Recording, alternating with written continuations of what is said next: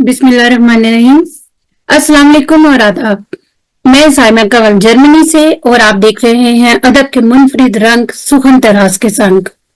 ये प्रोग्राम बारगाह अदब इंटरनेशनल की जेर परस्ती और हम शायर और अदीब इंटरनेशनल की जेर एहतमाम हर इतवार पेश किया जाएगा, जिसमें हमारी कोशिश होगी कि गाहे बगाहे आसमान अदब के चमकते दमकते दरखशां सितारों की मुलाकात आपसे करवाते रहे, जिनकी इल्म फरासत तजर्बात और तज्जियात की रोशनी से आप और हम अपनी अदबी मुसाफरत को मुनव्वर कर सकें और जान सके कि अदबी मुसाफरत में कौन कौन से पड़ाव आ सकते हैं और हमें इन पड़ावों को किस ऐसे तरीके से अबूर करना है। इसी कड़ी का दूसरा चमकता दमकता पुरनूर सितारा आज हमारे साथ है, मुमताज मलिक साहिबा बमकाम फ्रांस, जो किसी तारुफ की मोहताज नहीं।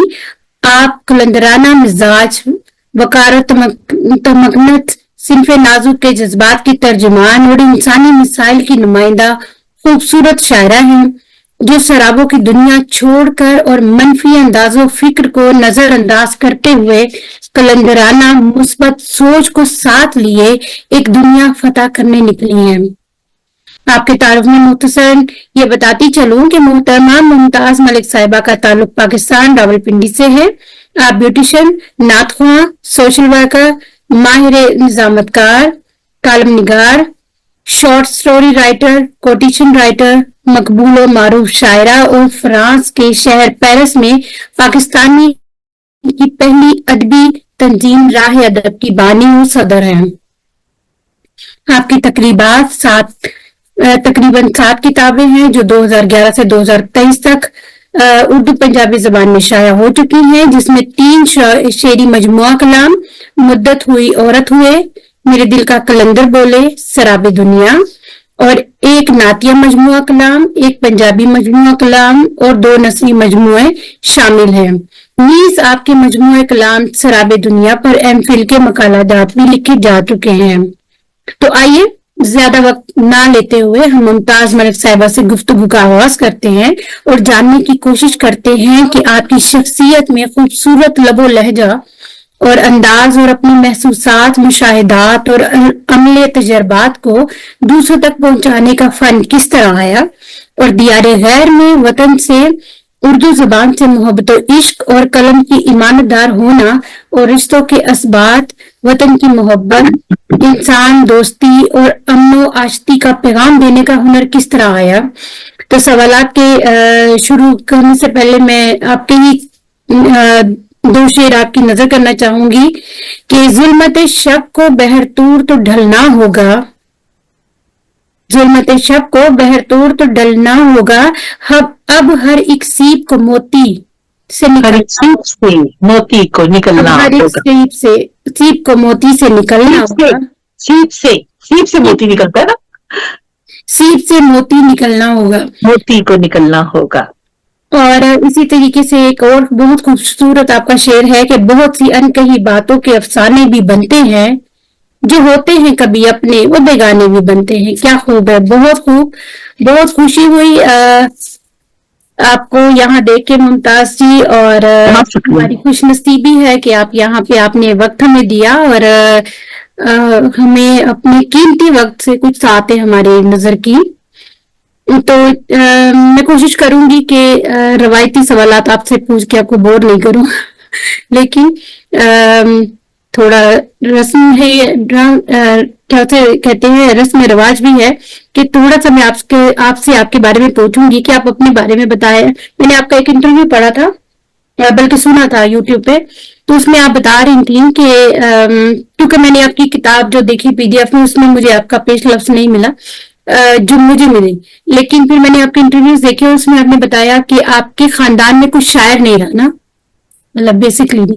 तो उसी हवाले से है कि अगर आपके खानदान में कोई ऐसा था नहीं, तो आपके अंदर ये तर्ज सुकून किस तरह आया, इसके बारे में थोड़ा सा कुछ बताइए। जी अस्सलाम वालेकुम। पहले तो हम शायर अदीब का बेहद शुक्रिया कि इतनी खूबसूरत महफिल में इतनी खूबसूरत मेजबान के सामने मुझे बैठने का मौका दिया। آپ بہت قابل انسان ہیں اور بہت زبردست کام کر رہی ہیں. اور آپ کا سوال ہے جہاں تک، واقعی روایتی سوالات سے ہٹ کے ایسے سوال ہونے چاہیے جس سے سننے والا بھی کچھ سیکھے اور اس کے علم میں اضافہ ہو اور اس کے حوصلے بڑھیں اور وہ مایوس نہ ہو جائے کہ میری فیملی میں یہ کام کسی نے نہیں کیا، وہ نہیں کیا، اگر میں کروں گا تو کیسا لگے گا نا. تو شاید یا تو وہی بات ہے کہ ہوتا ہے یا نہیں ہوتا، یہ پیدائشی ہوتا ہے. میں نے ایسے لوگ دیکھے ہیں کہ جو بڑا اچھا شعر بناتے ہیں، کہتے ہیں، لیکن وہ اس کو جمع نہیں رکھتے، وہ اس کو اکٹھے نہیں کرتے، کیونکہ جی فیملی کیا کہے گی، خاندان میں کوئی شاعر نہیں ہے نا. تو وہ بہت ہی قیمتی لوگ جو ہیں وہ منظر عام پہ آنے سے رہ جاتے ہیں.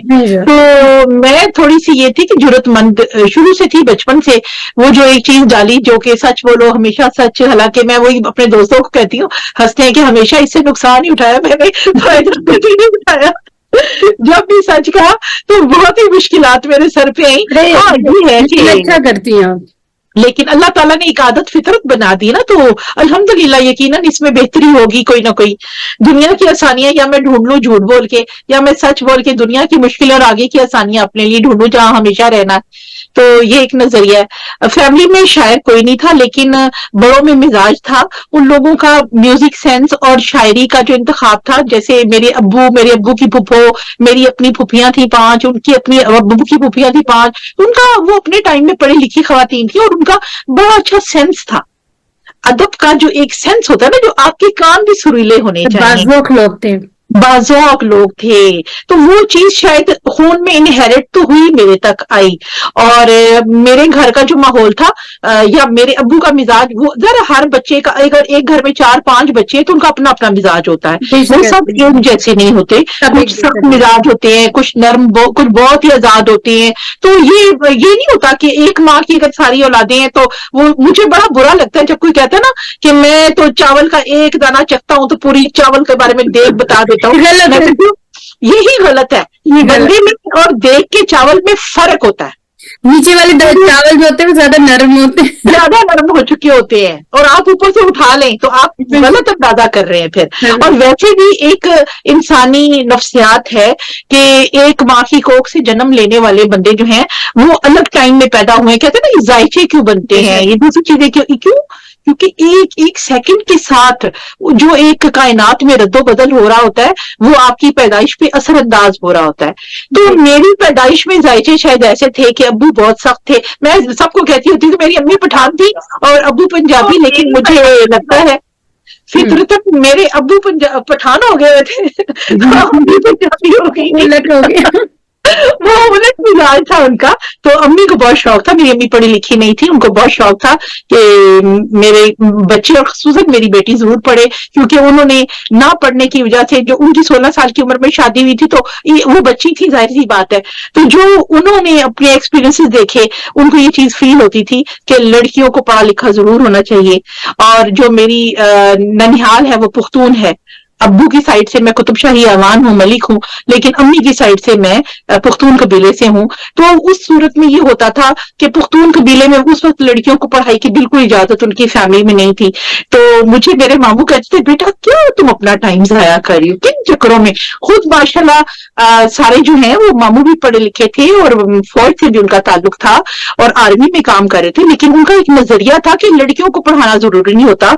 میں سب کو کہتی ہوں کہ اگر میں جرت مند نہ ہوتی، میں باکردار نہ رہتی، تو میری وجہ سے جن 20 25 30 لڑکیوں کو وہاں اجازت ملی، میرے بعد آنے والی پیدا ہونے والی لڑکیوں کو میری وجہ سے. ورنہ وہ کہتے تھے کہ جو لڑکی پڑھنے جاتی ہے تو وہ خراب ہوتی ہے، وہ آوارہ ہو جاتی ہے. یہ ایک نظریہ تھا وہاں پہ، ابھی بھی ہے کئی علاقوں میں. تو میں ایک بھی قدم جب اٹھاتی ہوں، جب میں مردوں سے بات کرتی ہوں، جب میں خواتین کو دیکھتی ہوں، رنگ رنگ کی خواتین بھی ہوتی ہیں، نہ مرد سارے برے ہوتے ہیں نہ خواتین ساری اچھی ہوتی ہیں. تو مجھے اپنے ذہن میں ایک بات اینٹینا رکھنی ہوتی ہے کہ میری وجہ سے جن کو اجازت ملی کل انہیں یہ نہ سننا پڑے اوہو ہم نے غلط فیصلہ کیا, ہمیں اپنی بیٹیوں کو اس کے پیچھے لگ کے نہیں کرنا چاہیے تھا. یہ میری عزت اور میری غیرت کا سوال ہے. تو ابو امی کے جو ایک اچھا سینس تھا نا, میری امی بھی پڑھی لکھی نہیں تھی لیکن وہ شعر سمجھتی بڑا اچھا تھی. کہتے ہیں شعر میں بھی ایک موسیقیت, ایک ادب ہوتا ہے, تو وہ سمجھتی بہت اچھا تھی. تو وہ بچپن سے میرے اندر, سارے بہن بھائیوں میں میں واحد تھی, میں ایک ہی بہن تھی, 4 بھائی تھے, تو میرے اندر یہ چیز بچپن سے تھی اللہ کی طرف سے. وہ چیز صرف ٹائم کے ساتھ یہ ہوا کہ شادی سے پہلے نہ سوچا تھا نہ کبھی سنبھالا تھا, امید ہی نہیں تھی نا کہ میں اس کو شائع کروا سکتی ہوں, یا میں دوستوں میں بیٹھے سنا دیا, یہاں ایک شعر سنا دیا, وہاں تک بندی ہوئی تو ساتھ جو چیز موڈ میں آ رہی ہے مزاج میں. تو اسکول ٹائم تک وہ ایک شغل میرے کی حد تک. قائد کا دن آیا تو چھوٹی سی نظم لکھ لی, کوئی کلام لکھ لیا, علامہ اقبال کے دن پہ لکھ لیا, کبھی کوئی اور مینا مزار ہے تو اس میں لکھ لیا. یہ ہو گیا کہ آپ کب سے لکھ رہی ہیں؟ بچپن سے یہ آپ اس کو یاد نہیں کر سکتے کیونکہ میں نے کبھی رکھا نہیں نا سنبھال کے, اس لیے میں ڈیٹ نہیں کوئی فکس کر سکتی. لیکن بچپن سے, بہت بچپن سے, جب سے میری یاداشت کام کر رہی ہے, میرے اندر یہ شناخت ہے. یہاں تک کہ میں اگر قبرستان سے بھی گزر رہی ہوتی تھی تو میں شعر کتبے کے بھی پڑھا کرتی تھی, میں وہ بھی پڑھے بغیر نہیں گزرتی تھی. میں کہتی تھی نہیں ماں, یہ لکھنے والے کتنے امپورٹنٹ ہو گئے. میرے ابو کے پاس ایک ڈائری ہوتی تھی, موٹی سی ڈائری ہوتی تھی, وہ ڈائری لکھنے کے شوقین تھے, تو وہ اس میں اپنا حساب کتاب بھی لکھتے تھے. تو اس کے اوپر نا, سب سے اوپر اور سب سے نیچے والی لائن پہ نا کوئی نہ کوئی بڑا ہی شاندار شعر ہوتا تھا. مطلب یہ زیادہ تر اپنی والد کی طرف سے آتا ہے نا, کیونکہ میں نے بھی بتایا تھا میرے ابا کو خطوط لکھنے کا بڑا شوق تھا. تو یہ کہیں نہ کہیں جو ابا ہوتے ہیں نا نہ چاہتے ہوئے ان سے وہ آ رہی ہوتی ہے. مجھے یاد ہے میں خط لکھتی تھی یار, میں چھوٹی تھی نا, تو ابو باہر گئے تو پھر میں وہ خط بھی, امی کہتی تھی اچھا یہ لکھو آج بیٹھ کے خط نانا کو لکھنا ہے. اس زمانے میں خط ہوتے تھے. مجھے آج بھی امی کے اس پرانے گھر کا زبانی وہ پتہ یاد ہے جو ہمیشہ میں ان کے خط پہ لکھتی تھی. تو پاس پڑوس میں سے بھی کوئی ہوتی تھی تو وہ بھی آ جاتی تھی کہ بیٹا مجھے خط لکھ دو. تو میں بہت چھوٹی سی ہوتی تھی, مجھے مطلب بھی نہیں سمجھ آتا تھا ان باتوں کا, میں ان کے خط بھی لکھ دیا کرتی تھی. میرا خیال ہے کہ میری ایج کے جتنے لوگ ہیں انہوں نے یہ کام کیے ہوئے سارے, یہ سارے کام کیے. وہ سارے یہ شوق ہوتا ہے شروع سے, اور جن کو ہوتا ہے وہ اسی طریقے سے. بالکل. شادی تک تو خیر کوئی چانس نہیں تھا کہ میں کوئی کتاب لکھوں گی, کچھ کروں گی, کوئی ایسے حالات نہیں تھے. لیکن شادی کے وقت میں نے ایک ہی دعا کی تھی, میں سارے بچیوں کو کہتی ہوں اپنے جیون ساتھی کے لیے خود اپنے من سے دعا کیا کرو کہ یا اللہ میرا ساتھی, بیوی ہو یا شوہر ہو, وہ مالی حالات تو اوپر نیچے آتے ہیں زندگی میں, لیکن وہ میرا ہم خیال ہو, ہم درد ہو, اور میرے ساتھ عزت کے ساتھ اس رشتے کو چلانے میں سنسیئر ہو. یہ دعا میں نے خود بھی مانگی ہوئی ہے. الحمدللہ میرے شوہر بہت اچھے انسان ہیں, اتنے اچھے انسان ہے کہ کوئی مجھے کہ نا آج آپ کے ابا بھی ہوں اور ہسبینڈ دونوں سامنے کھڑے ہوں, اور اللہ پاک کی طرف سے ہو کہ دونوں میں سے ایک کو آپ نے چننا ہے, تو میں اپنے ہسبینڈ کو چنوں گی. اس لیے کہ جو اس بندے نے میرے ساتھ مجھے انسانی حقوق دیے, آزادی دی, سوچنے کی, سمجھنے کی, فیصلہ کرنے کی, میں ہمیشہ اپنے شوہر شیخ صاحب کی شکر گزار رہتی ہوں کہ شیخ صاحب آپ کی وجہ سے نا مجھے پر اور پرواز ملی. پر تو شاید میرے پاس تھے لیکن سمٹے ہوئے تھے, گیلے پر تھے, آپ نے ان کو سکھایا اور ان کو نا اڑنے کے قابل بنایا. تو اس لیے میں کہتی ہوں آپ میں کوئی خوبی نہ ہو, لیکن میں آپ کی جو ایک خوبی ہے نا کہ آپ نے مجھے انسانی حقوق دیے, میں اس کی وجہ سے آپ کی فین ہوں اور آپ کو اچھا انسان سمجھتی ہوں. بہت اچھی بات ہے, بہت اچھی بات ہے. تو ممتاز جی آپ نے بہت کچھ لکھا ماشاءاللہ, جیسے ہم نے دیکھا کہ 7 کتابوں کے آپ خالق ہیں ماشاءاللہ, اور بہت اچھا آپ کام کر رہی ہیں. آپ کو ویسے تو جس طرح سارے بچے بڑے پیارے ہوتے ہیں اسی طرح ساری تحریریں بڑی پیاری ہوتی ہیں, لیکن اگر آپ کو کہنا پڑے کہ ہاں یہ میری اب تک کی سب سے پسندیدہ تحریر ہے تو وہ کون سی ہوگی؟ میری جو, اگر آپ شعر میں کہیں, اشعار میں کہیں, تو میرے کچھ اشعار ہیں جو کہ میں سمجھتی ہوں کہ تحفتاً اللہ کی طرف سے مجھے ملے. جیسے کہ ابھی مجھے کیونکہ زبانی یہاں پہ مجھے اگر پہلے سے پتا ہوتا میں کچھ سلیکٹ کر کے نکال لیتی, لیکن ابھی ٹائم لگے گا, میں نکال لوں گی. برگزیدہ نکال کے رکھنے سے میں بھی بڑی بھلک کروں ویسے ایک دم ہونے چاہیے, بالکل ہونے چاہیے. اور اگر ویٹ کر سکے تو میں ایک سیکنڈ نکالتی ہوں. یہاں پہ بہت خوبصورت اشعار ہے. برگزیدہ کے نام سے میرا ایک کلام ہے, تو اس میں ہے سونے کے واسطے ذرا آنکھیں تو موندیے, ہم نے اڑا دیے ہیں سبھی غم خرید کر. یہ میرا ایک ایسا کلام ہے جس میں ہر شعر مجھے لگتا ہے کہ مجھے اللہ کی طرف سے عنایت ہوا ہے. اور شاید میرے پاس ابھی مجھے یاد آیا کہ شاید اس کاپی میں موجود ہے، میرے پاس ابھی جو موجود ہے برگزیدہ کے نام سے ایک ہے. چلیے کوئی بات نہیں، میں نکال لیتی ہوں، وہ پھر عثمان بھائی اس کو کاٹ لیں گے، ذرا ایڈٹ کر لیں گے. خیر ہے. چلیے اچھا مجھے یہ بتائیے کہ شخصیت ممتاز ملک میں تنہائی ہے یا ہجوم ہے؟ ممتاز ملک کہتے نا کہ میں اپنی ذات میں خود ایک محفل ہوں پوری کی پوری، اور میں اپنے لیے نا تھوڑی دیر کے لیے کبھی مجھے دورہ پڑتا ہے کہ میں نا وہ اس کونے میں چلی جاؤں، کبھی کہیں بہت مہینوں کے بعد، یا ایسا ہے جس نے مجھے اتنا ڈس ہارٹ کر دیا ہو، جیسے کہ کچھ ہوتے ہیں لوگ جو آپ کو بالکل دل توڑ دیتے ہیں نا کسی بات کے اندر، تو ایسا موقع آتا ہے نا، تو جب میں بالکل دل چھوڑ دوں نا تو پھر میں کیا ہوتا ہے میں ایک ہال میں چلی جاتی ہوں. ہال میں چل جاتے ہیں. اب وہ ڈیپینڈ کرتا ہے، میرے ہسبینڈ اور شوہر کی ایک عادت بڑی اچھی کہ وہ مجھے اس میں گرنے نہیں دیتے. زندگی میں 2-3 موقع ایسے آئے، کہتے ہیں نا اپنے ہی گراتے ہیں نشے من پہ بجلیاں، تو ہمارے تو ماشاءاللہ اپنے ہم خود کفیل ہیں ہمیں بجلیاں گرانے کے لیے. ایسے ہی جی وہ کلام نکلا ہے جناب آپ کی قسمت. ضرور ارشاد.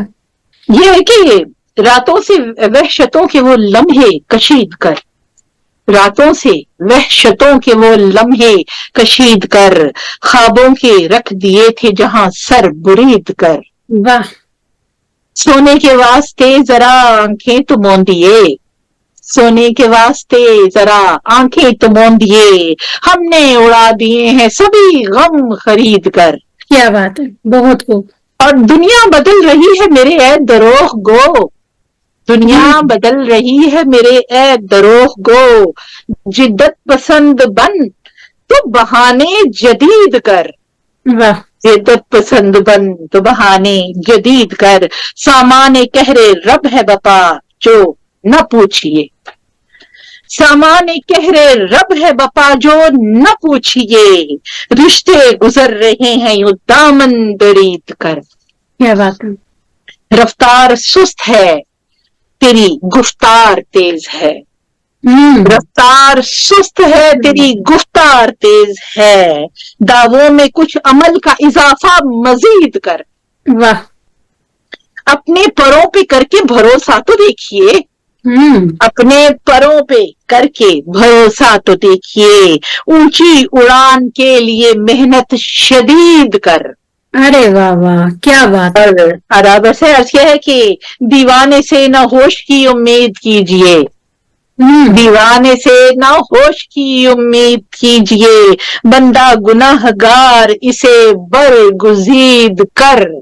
کیا بات ہے بہت. اور مقتاز کیا ہے کہ برسوں سے سو رہے ہیں، برسوں سے سن رہے ہیں یہ احوال درد کے، برسوں سے سن رہے ہیں یہ احوال درد کے، ممتاز اب خوشی کی بھی آ کر نوید کر. ارے واہ واہ. ممتاز اب خوشی کی بھی آ کر نوید کر. یہ میرا بڑا پسندیدہ کلام ہے، اور مجھے لگتا ہے کہ کچھ خاص لمحوں میں اللہ تعالیٰ نے مجھے ایسے کچھ کلام اور بھی ہیں کہ جو مجھے واقعی لگتا ہے کہ اچھا میں اپنے ہی کلام لکھنے کے بعد سوچتی ہوں کئی بار، مجھے بلکہ ملنے والے بھی، کیونکہ میں بہت نسبتاً ہنسمکھ اور گپ شپ لگانے والی ہوں تو نان سیریس رہتی ہوں زیادہ، تو مجھے پوچھتے ہوتے ہیں، میرے تو بھائی شروع میں پوچھتے تھے یہ تم نے کتاب کب سے لکھ لی ہے؟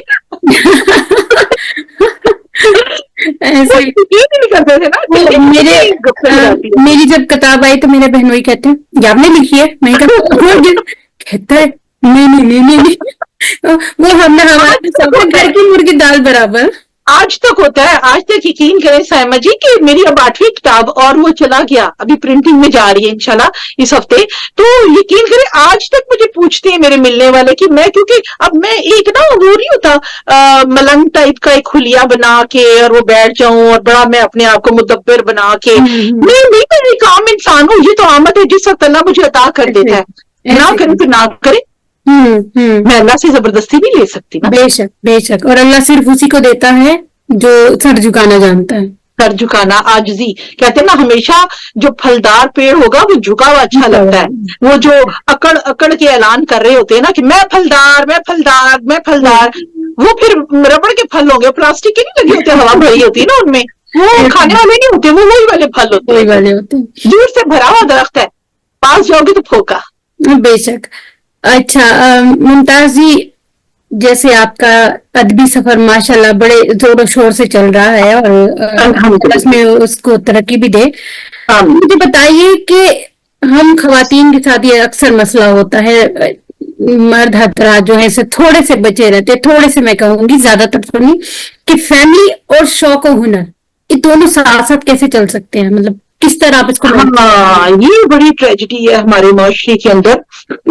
آپ کو ڈاکٹر پسند آ گئی نا، اس سے عشق بھی لڑا لیا 4 سال تو بہت اچھی ہے، اس کا پیسہ بھی کھا رہے ہیں بڑی اچھی ہے، اس سے شادی کر لی نا، سب سے پہلے تمہارا پروفیشن اچھا نہیں ہے، چلو گھر بیٹھ جاؤ، میں ہوں نا کما کے دینے والا. ارے بھیا تمہیں کون سے حکیم نے مشورہ دیا تھا کہ تم اسے رشتہ بھیجو؟ اگر یہ کام تمہیں پسند ہے تو چھڑا کیوں رہے ہو، اور پسند نہیں ہے تو تم نے اس میں شادی کیوں کی؟ یعنی تم دونوں طرف سے غلط ہو.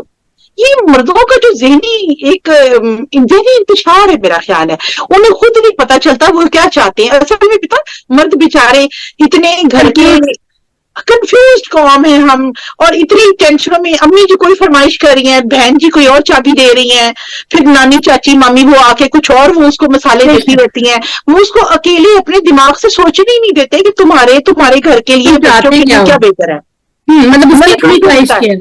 لڑکا شادی کے وقت ڈھونڈتا ہے لڑکی انٹیلیجنٹ ہو، لڑکی بے شک حسین ترین نہ ہو لیکن گفتگو کرنے والی ہو، اچھے مزاج کی ہو، میرے ساتھ باہر میرے کاموں میں ہاتھ بٹا سکتی ہو، اچھا برا وقت آئے تو ساتھ دے. امی جی کیا ڈھونڈتی ہے؟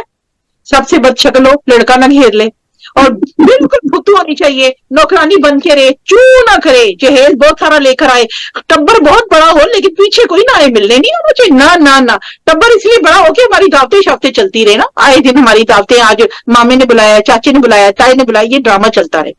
تو اس کے علاوہ اس سے کوئی ملنے نہ آئے. کتنی عجیب بات ہے کہ شادی کے بعد لڑکی اپنی مرضی سے ہماری معاشرے میں کسی سے رشتے دار سے کیوں مل رہی ہے، مامی کیوں آ گئی، آپ اس کو خرید کے لے کر آئے ہو.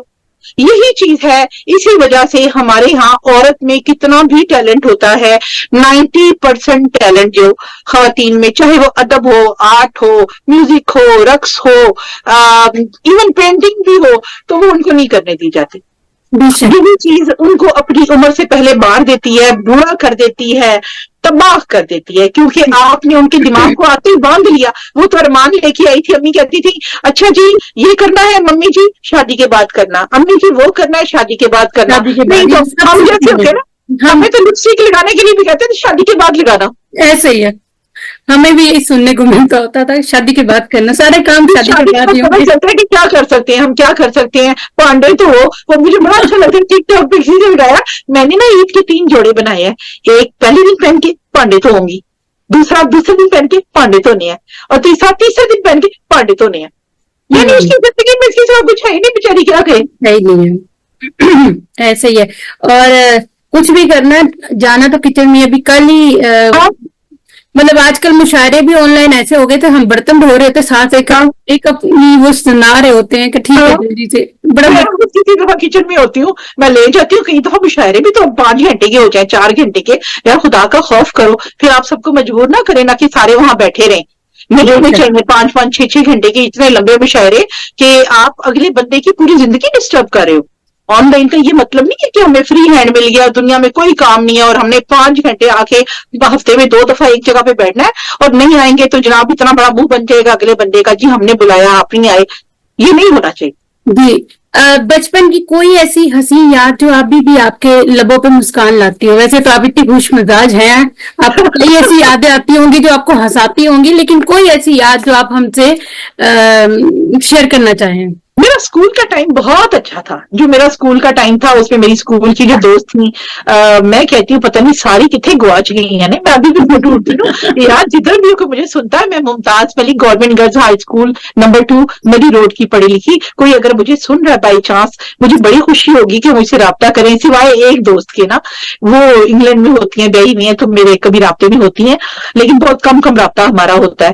تو لیکن باقی سے میرا رابطہ نہیں. مسکراہٹ کے لیے میرا خیال ہے کہ بچپن کا وہ حصہ جو میرے اسکول میں گزارا نا, وہ ہر لمحہ میرے لیے بہت مسرت والا تھا. مجھے تو اتنی موت پڑتی تھی, کبھی چھٹی ہوتی تھی نا کہ آج چھٹی آ گئی, میں کیوں آ گئی چھٹی, تو مجھے کہتے تھے سارے تمہیں کیا تکلیف ہے, بچے اسکول سے چھٹی کرنا مانگتے ہیں. میں نے کہا ابھی گھر کا سارا کام مجھے کرنا پڑے گا. تو مجھے تکلیف ہوتی تھی. ایسے ہی ہے.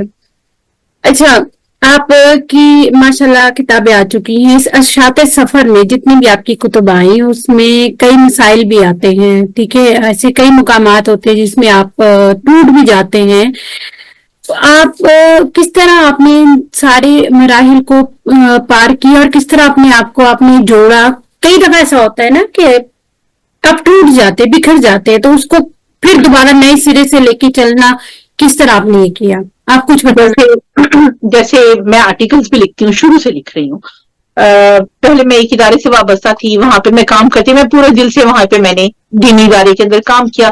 پھر وہ ایک ٹائم آیا, مجھے لگا وہاں پولیٹکس بہت زیادہ ہو گئی, بہت زیادہ. تو 16 سال بعد میں نے جب ان لوگوں کو میں نے دیکھا کہ میری کتابیں ہضم نہیں, میں 2 کتابیں آ چکی تھی 2014 تک, 98 سے 14 تک میں نے وہاں بڑے دل سے ہر عہدے پہ بھی کام کیا, والنٹری بھی کیا, پڑھایا بھی, اور جنرل سیکرٹری بھی رہی, اسٹیٹ سیکرٹری بھی رہی, سارا کچھ کیا. یعنی مجھے بہت کچھ سیکھنے کا موقع ملا وہاں سے.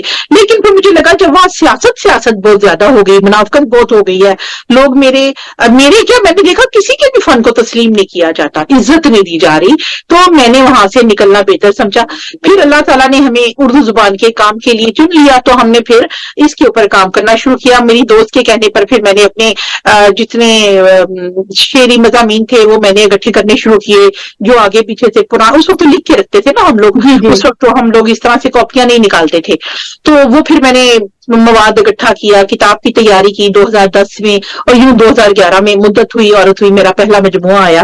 اس بیچ میں کئیوں نے کہا یہ کسی سے لکھوائی ہوگی, میں نے بڑی بڑی باتیں سنی نا, کسی سے لکھوائی ہوگی, ہاں جناب ادارے میں اس کا آنا جانا تھا, کہا ہوگا کسی نے لکھوا دی ہوگی.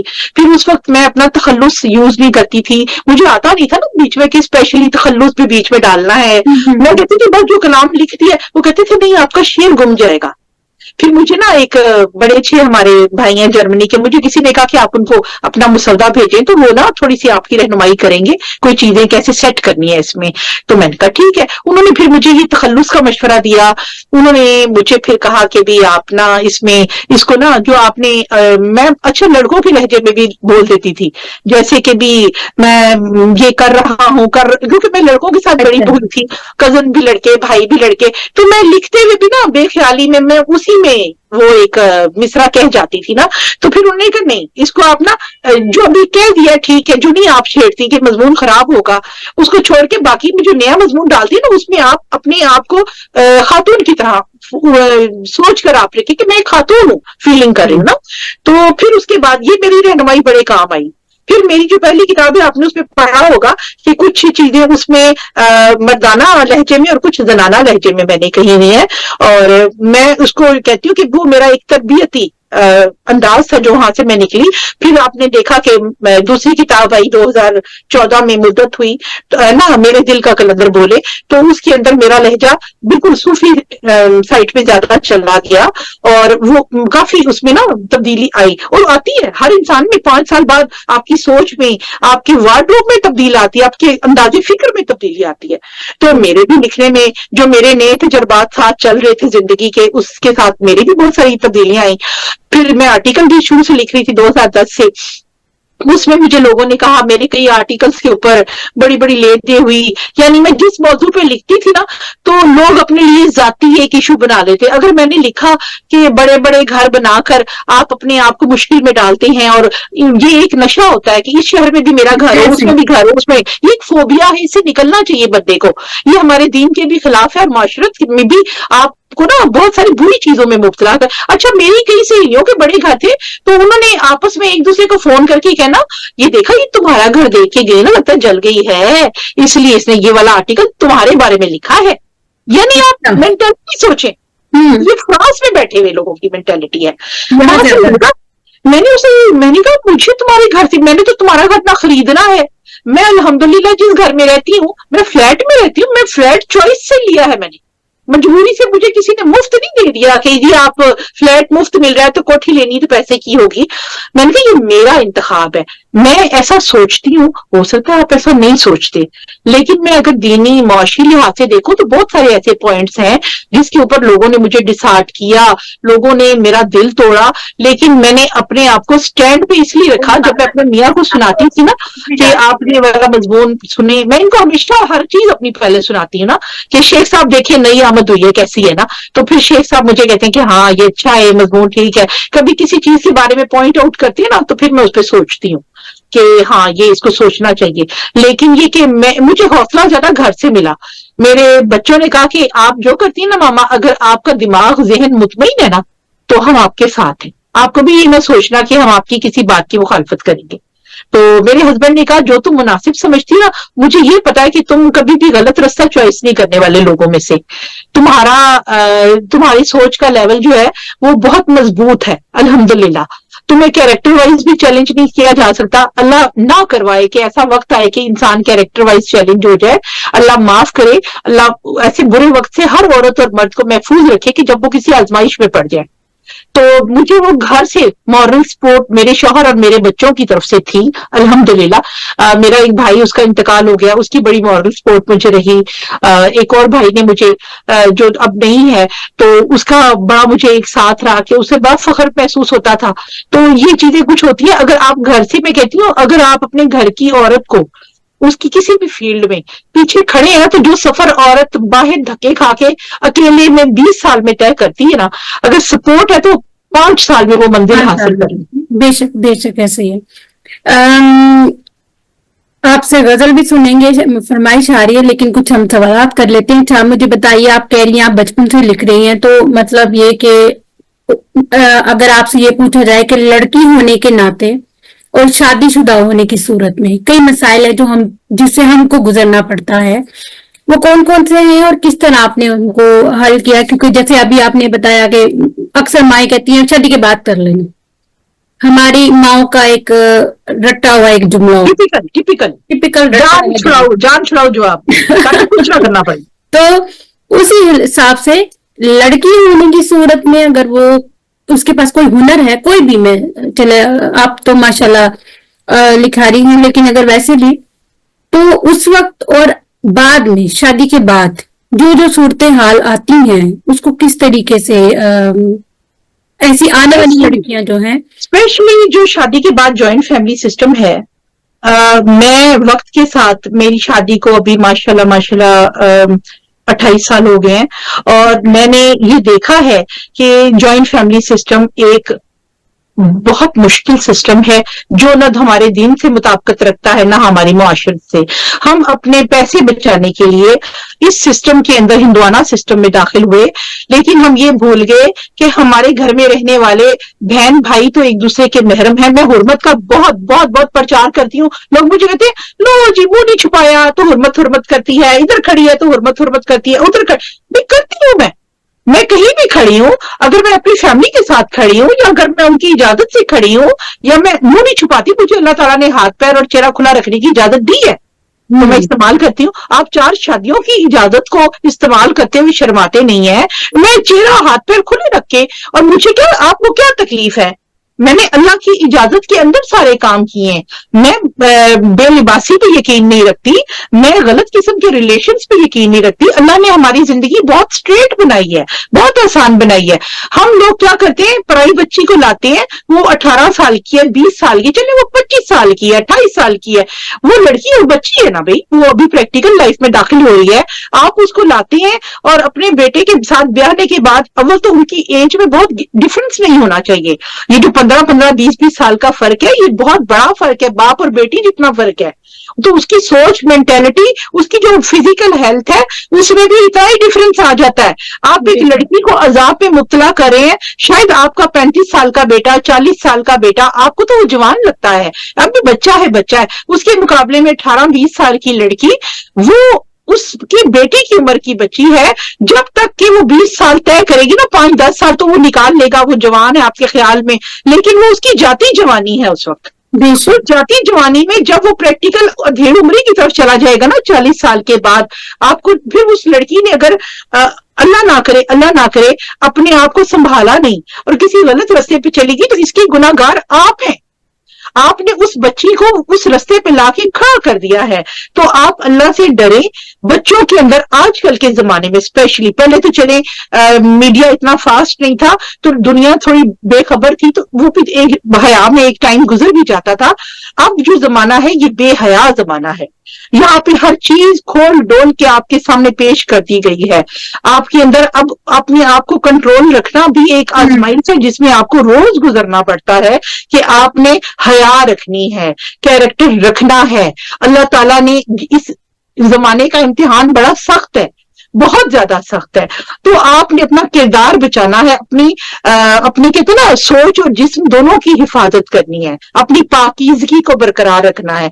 और इसका आसान तरीका यह है कि आप अपना जहन उन शैतानी कामों और सोचों से हटा दें ताकि आप उसमें मुलव्विस ना हो। ये सबसे आसान तरीका है। मैं एक चीज मैं अगर खाने के बारे में सोचती रहूंगी ना, मैं फूडी पर्सन हूं और मैं सोचती रहूंगी आज मैंने क्या खाना है, अच्छा आज मैंने पुलाव बनाना है, मैंने ये हर वक्त मेरे जहन में और मेरी स्क्रीन पे रेसिपीज ही चलती रहेंगी। मैं सोचती रहूंगी अब ये बनाना है, ये करना है, ये, क्योंकि मेरा महवर वो है ना। अगर आप जेंडर्स के बारे में, लड़का लड़कियों के बारे में सोचा, उसके ख्वाब में भी लड़कियां आएंगी, उसके मुंह से भी लड़कियों के बारे में ही जिक्र नहीं कर रहा होगा। लड़की अगर लड़कों के बारे में ही एक सोचेगी, उनके पास अगर फ्यूचर प्लान नहीं है, उनके पास आप गेम्स में क्यों नहीं जाते, आप कोई खेलें क्यों नहीं खेलते, आप किसी प्रोफेशन में क्यों नहीं जाते? क्योंकि हमारे छोटी उम्र से बच्चियों को कमाने के लिए खड़ा करने का एक रुझान नहीं है, ठीक है, जिसकी वजह से उनके पास लड़का लड़की अब तो लड़के और लड़की अब तो ये भी कुछ शुरू हो चुका है। इस गंदगी में वो पड़ चुके हुए हैं। उनको बचाना, आप उनको कमाने की तरफ डालो। बेटा अपनी फीस खुद देनी है, बेटा अपना ये करना और किसी गलत काम में नहीं पड़ना। जो कमी बेशी होगी मैं पूरी करूंगा साथ में, लेकिन आपको साथ में पार्ट टाइम कुछ करना है। चाहे आप लही लगाकर लिफाफे ही बनाओ, दुकान में प्रोवाइड करो, बेशक आप घर में बैठ के परांठे बना के 2-4 दिन में दे दो, जाकर एम्ब्रॉयडरी करके रुमाल एम्ब्रॉयडरी के दे दो, लेकिन आप कुछ करो दिन में 2 घंटे कम से कम, ताकि बच्चे को एक तो वैल्यू पता चलती है, दूसरा वो कमाने को पसंद करने लगता है और फजूल खर्ची से बचता है जब आपकी अपनी कमाई है। इसी तरह शादी के बाद, अभी बात कहाँ चली गई, शादी के बाद लड़कियां जो आती हैं वो एक ऐसा मैदान है जिसमें एक बेचारी नौजवान बच्ची आई है, उसको एक छोड़ दिया। अम्मी जी समझती है लड़के की अम्मा, अब ये मेरे बेटे के कमरे से निकल के आई है ना, तो ये गई तो थी ना अंदर 18 साल की, 20 साल की, बाहर निकली इसे 40 साल की, एक बिल्कुल सुघड़ और घरेलू खातून हो जो हर काम में माहिर हो, खाना पकाने में माहिर हो, घर संभालने में माहिर हो। और अगर उसकी 35-40 साल की देवर भी बैठी हुई है ना, तो अब वो बच्चियां हैं, ये उनकी माँ बन के उनको संभालेगी। यार आपने तो उस लड़की को रातों रात, और लड़की की अपनी अम्मी सोचे कि उसने तो डुबो दी उस बच्ची को, वो रातों रात कौन सा जादू की अंदर से गिदड़ सिंगी लेकर आई है उस कमरे से कि बेडरूम से निकलने के बाद वो रातों रात इतनी बड़ी हो गई है कि अब उसे 35 साल की नंद की भी अम्मी बनना पड़ेगा। अब उसे जनाब अपनी पूरी जो 8-10 लोगों की फैमिली है उसके अंदर मुकम्मल, उसको शेफ भी होना है, उसको धोबन भी होना है, उसको भंगन भी होना है, उसको उनकी डे केयर भी सब लोगों का करना है, उसको उनको रात को भी खिदमतें करनी। यार नहीं, ये शादी नहीं है, ये खुदकुशी है।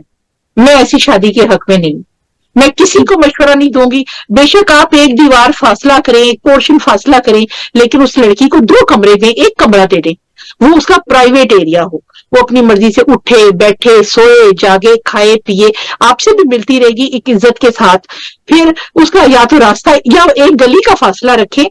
अच्छा आप क्यों चाहते हैं कि वो अपने माँ बाप से ना मिले? क्यों? अगर वो लड़की अपने वो मियाँ को कहती है ना वो ना मिले, तो वो कहती है बुरी बहू है। لیکن جب سسرال یہ ڈیمانڈ کرتا ہے کہ آپ اپنے گھر والوں سے نہیں ملو گی تو پھر آپ برے مرد نہیں ہو, آپ بری سسرال نہیں ہو. یار وہ پتھر سے تو نہیں پیدا ہوئی ہے, آپ یتیم خانے سے بہو کیوں نہیں لے کر آئے؟ بے شک ایسے ہے. آپ بیوٹیشین ہیں تو خوبصورتی کو آپ سمجھ سکتی ہیں, میں بھی بیوٹیشین ہوں, تو لفظوں کی خوبصورتی ہو یا انسانوں کی, ہمیں دونوں یہ کام اچھے سے آتے ہیں. تو آپ کے نزدیک خوبصورتی کے لغوی معنی کیا ہے اور خوبصورتی کیا ہے, آپ کیا سمجھتی ہیں؟ خوبصورتی وہی بات ہے کہ دیکھنے والے کو کہتا لیلا کالی تھی مگر مجنو کے ذہن میں کیس کی آنکھ تھی نا جو اسے سب سے حسین سمجھتی تھی, اس نے اسے لیلا لیلا کہتے دیوانہ ہو گیا. تو یہ اوور آل ہوتی ہے میرے نزدیک. خوبصورتی ایک اوور آل پرسنالٹی میں ہوتی ہے. آپ کی گفت و شنید, آپ کا پہننا اوڑھنا, آپ ضروری نہیں کہ آپ اطلس و کمخاب پہننے کے بعد خوبصورت لگتے ہیں. کئی لوگ ہوتے ہیں جو اطلس و کمخاب پہنتے ہیں تو لگتا ہے کپڑا ان پہ رو رہا ہے, سچ پوچھیں, جن کو اس کو کیری کرنا نہیں آتا. میک اپ میں ضروری نہیں ہے کہ آپ نے جا کے تو بڑے بڑے برانڈ والے پارلر سے تیار ہونا ہے. جن لوگوں کی اپنے اندر خوبصورتی, اور دیکھیں کیریکٹر, پھر وہی بات آ جاتی ہے کہ کردار کی خوبصورتی آپ کے چہرے سے جھلکتی ہے. آپ نے دیکھا ہوگا, یقیناً تجربہ کیا ہوگا, ہر بندے نے کیا ہوگا, کچھ لوگ جوانی میں بڑے معمولی سی شکل صورت کے ہوتے ہیں لیکن ٹائم کے ساتھ ساتھ ایج کے ساتھ وہ بڑے حسین ہو جاتے ہیں اور بڑے معتبر ہو جاتے ہیں, بڑا آ جاتا ہے. بتاتا ہے کہ اگر ہم پیچھے ان کو دیکھیں نا تو پتا چلتا ہے انہوں نے خود کو بچا کے رکھا, انہوں نے خود کو اللہ کے نزدیک کیا, اپنے رشتوں کے ساتھ ایمانداری رکھی. تو یہ اتنے حسین ہوتے ہیں, اور وہ جب جیسے وہ پار کر رہے ہوتے ہیں ان کے منہ پہ عورت ہو یا مرد لعنت پڑ جاتی ہے. ایسے ہی ہے نا. یہ کیا ہوتا ہے, وہ جو ان کی صحبتیں ہوتی ہیں نا, صحبتیں ہٹکار بن کے آپ کے منہ پہ مار دی جاتی ہیں. یہاں پہ اکثر یہ ہوتا ہے, کہتے ہیں کہ 20 سال تک وہ شکل ہوتی ہے جو اللہ دیتا ہے, اور اس کے بعد 40 سال تک وہ ہوتی جو ہم کر رہے ہوتے ہیں, اور اس کے بعد جو ہمارے کارنامے ہی ہوتے ہیں بس وہ پھر آپ کی شکل پہ آ جاتے ہیں. جی یہ بالکل 100% پکی بات ہے, مستند بات ہے.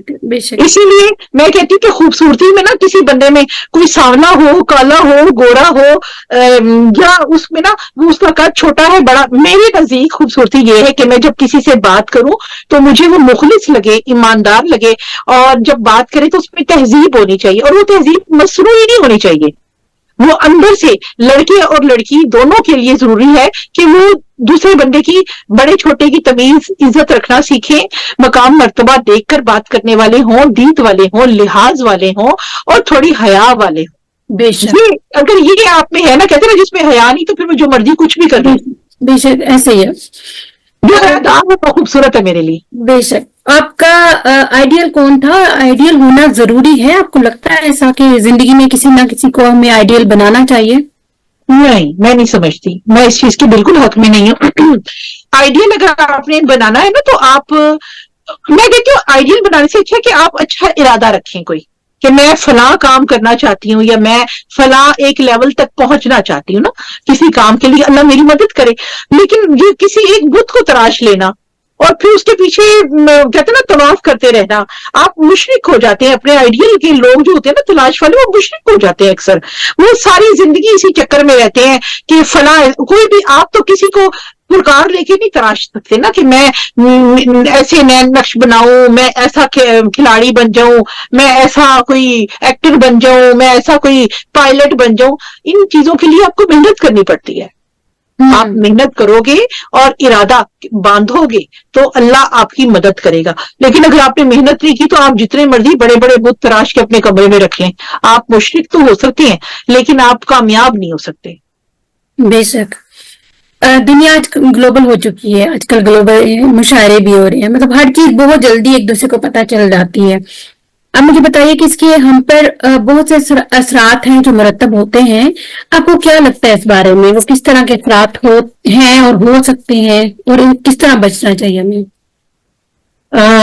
جو آج کل گلوبل, اس کا فائدہ بھی ہے اور نقصان بھی ہے, بالکل صحیح بات ہے. پہلے یہ ہوتا تھا نا, ہم خط لکھتے تھے تو 1 مہینہ جانے میں خط لکھنا تھا, 1 مہینے میں آتا تھا, ہے نا. وہ بھی ٹائم اتنا دور کا نہیں, ابھی 20 سال پرانی بات کر رہے ہیں آپ کو.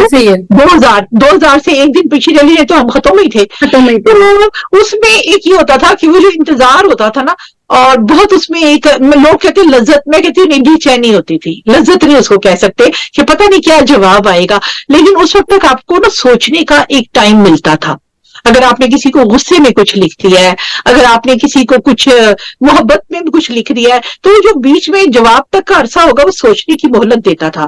بے شک لیکن اب کیا ہے، اب ایسے ابھی کہتے ہیں نا بات منہ سے نکل کے پکڑی جاتی ہے، پکڑی جاتی ہے، اور کلک پہ ہے، ہر چیز کلک پہ ہے، لڑائی بھی کلک پہ ہے. جیسے وہ سب سے مختصر شادی کہ 3 منٹ میں طلاق ہو گئی، وہ کیا تھا ابھی کی بات ہے، یہ 2-3 دن ہوئے کہ ٹک ٹاک پہ تھا، انہوں نے کہا کہ جی دنیا کی سب سے جلدی ختم ہونے مختصر ترین شادی. کیا ہوا جی، لڑکی اندر سے نکاح ہوا دونوں کا، اور وہ شاید کہیں عرب کنٹری کا تھا، اندر سے وہ نکلے، لڑکی باہر وہ آئی دروازے تک، تو پیر شاید اس کا مڑ گیا، ہیل مڑ گئی تو وہ گر گئی.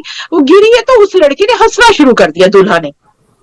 وہ اٹھی اور وہ اس ابھی نا رجسٹرار کے آفس سے نکل رہی تھی، وہ اٹھی اور فوراً الٹے پیروں واپس اندر گئی اور اس نے کہا یہ شادی کینسل کرو.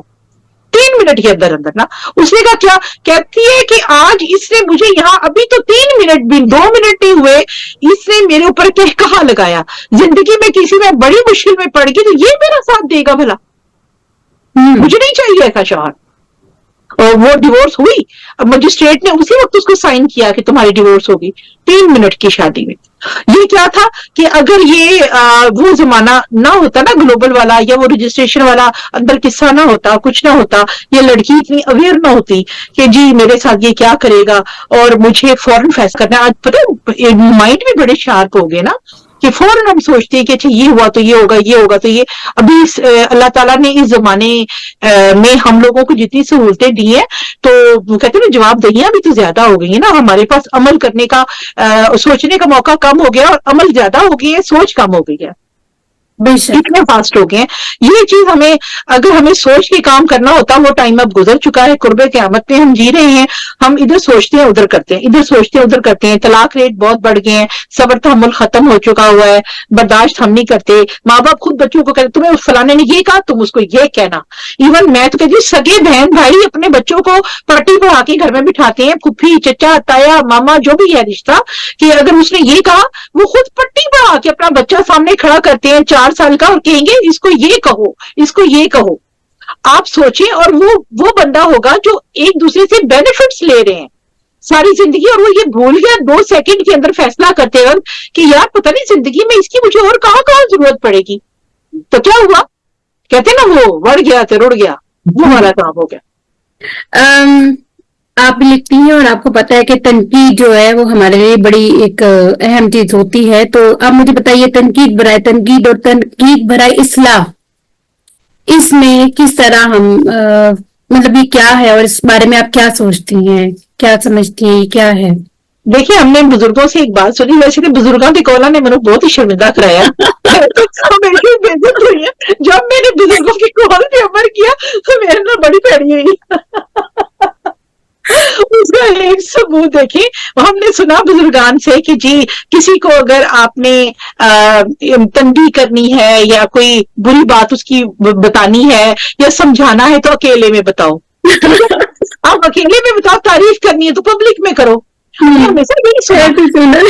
ابھی میں ایک نئی مثال دوں کہ میں نے جا کے ایک جگہ ایک وہ تھا، ایک معاملہ تھا، اس معاملے میں نے جا کے جو مین ہیڈ صاحبہ تھی ان کو کہا کہ دیکھیں آپ نے جو یہ آمرانہ طرز عمل اختیار کیا ہے یہ ٹھیک نہیں ہے، تو ایسا نہ کریں، یہ شیطانی رویہ ہے، آمرانہ رویہ ہے، اس کے آپ کی عزت خراب ہوگی، اچھی نہیں ہوگی نا. میں نے ان کو اپنی طرف سے پورے دل سے صحیح بات کی، لہجہ سخت ہے یہ نرم، اس کو چھوڑو، یہ دیکھو کہ کیا کہہ رہا ہے بندہ آپ کو.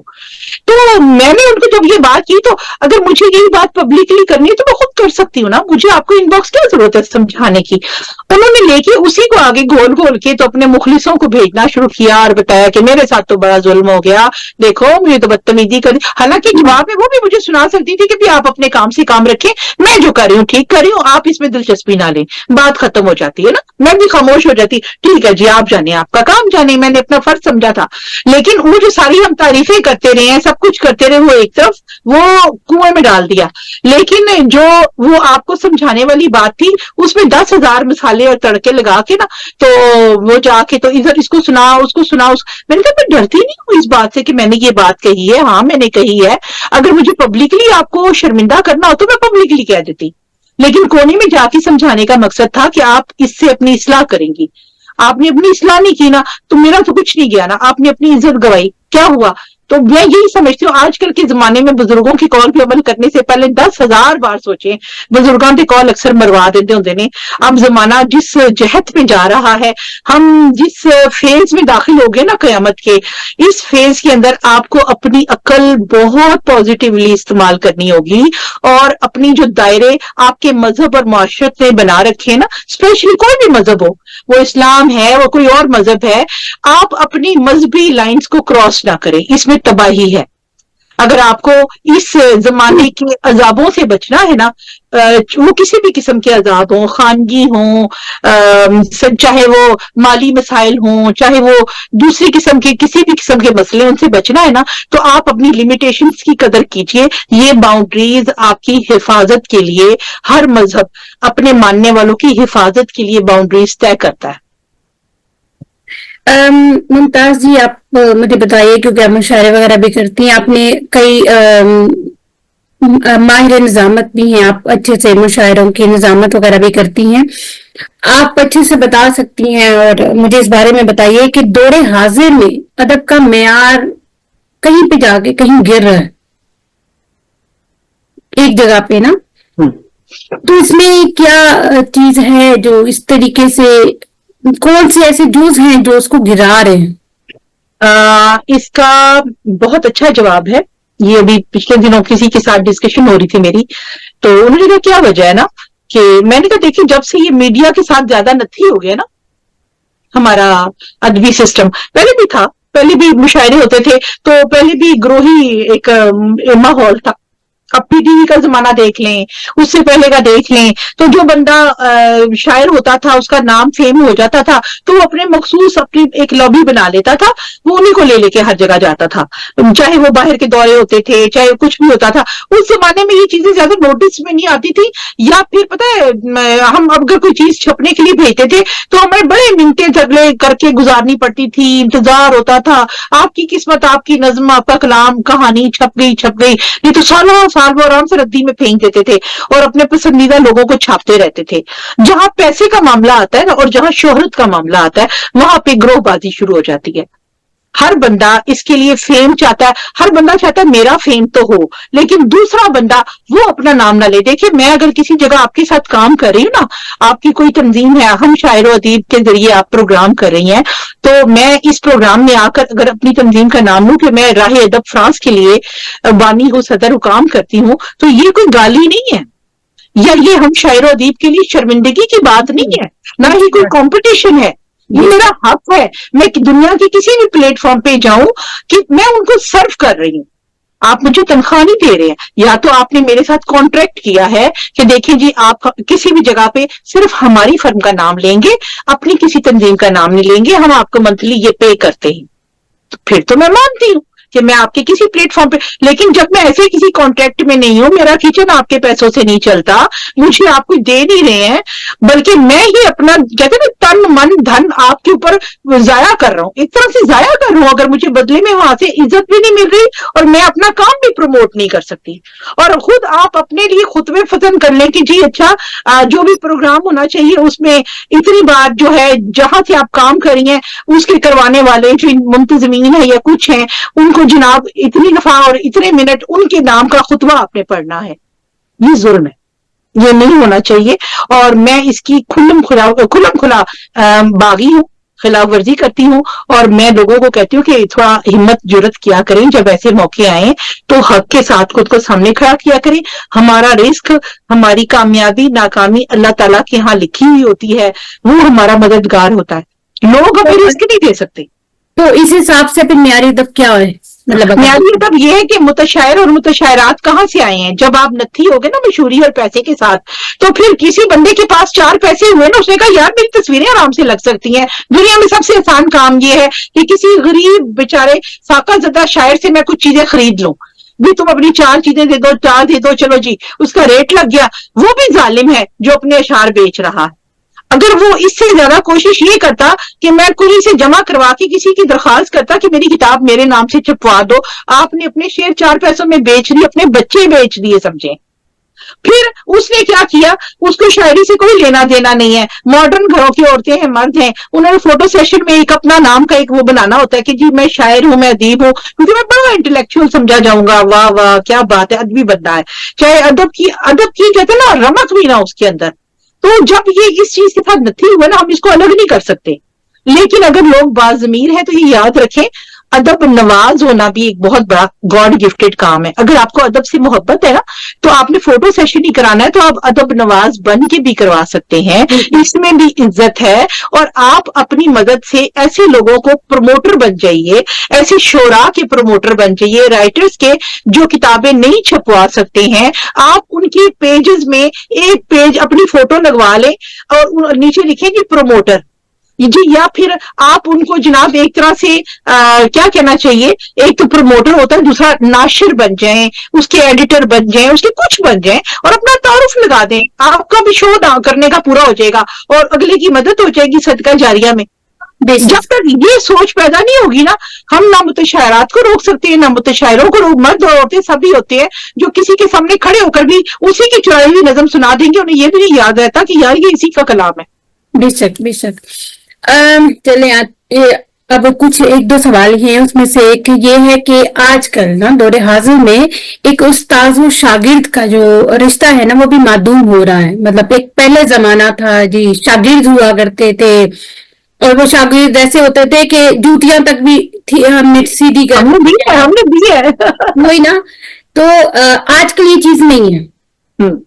آج کل تو اما ابا کہہ کے بھیجتے ہیں خبردار استاد نے یہ کہا تو وہ نہیں کرنا، وہ کہا تو وہ نہیں کرنا. میں ہوں نا، مجھے فون کرتے نا، یہ موبائل ہے تمہارے پاس دیکھو. اور جا کے میں نے ایسے لوگ جانتی ہوں جنہوں نے اساتذہ کو مارا ہوا ہے. اساتذہ بھی ایسے ظالم ہیں جنہوں نے بچوں کو مارا ہوا ہے، آنکھیں پھوڑ دی ہوئی ہیں، سر پھوڑ دی ہوئے ہیں، جان سے مار دیا ہوا ہے.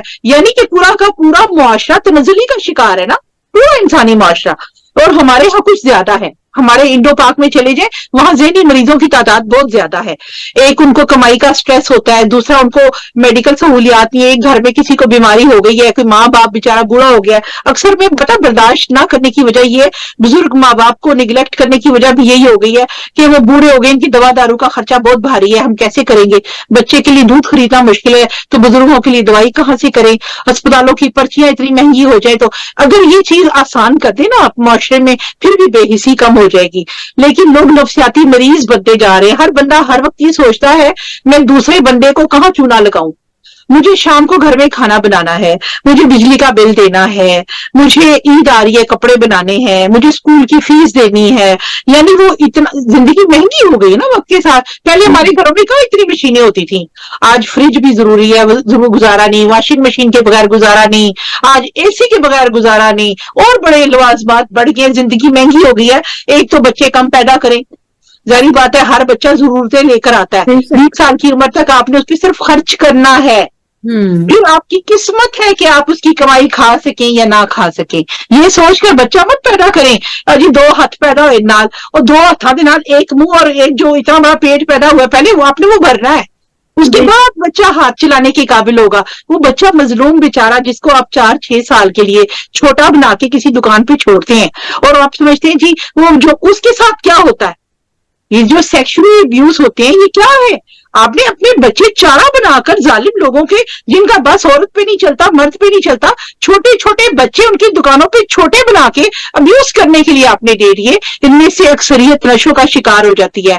ایسے ہوتے ہیں جو اپنے باپ کو یہ بتا بھی نہیں سکتے، ماں کو بتا نہیں سکتے میرے ساتھ کیا ہوا. ان کو اس چیز کا مطلب بھی نہیں پتا ہوتا اور ان کو جوانیاں نصیب نہیں ہوتی. ایسے بچے اکثر 20-25 سال کی عمر تک کسی نہ کہیں کسی نشے میں، کسی اور چیز میں یا مارے جا چکے ہوتے ہیں یا مر جاتے.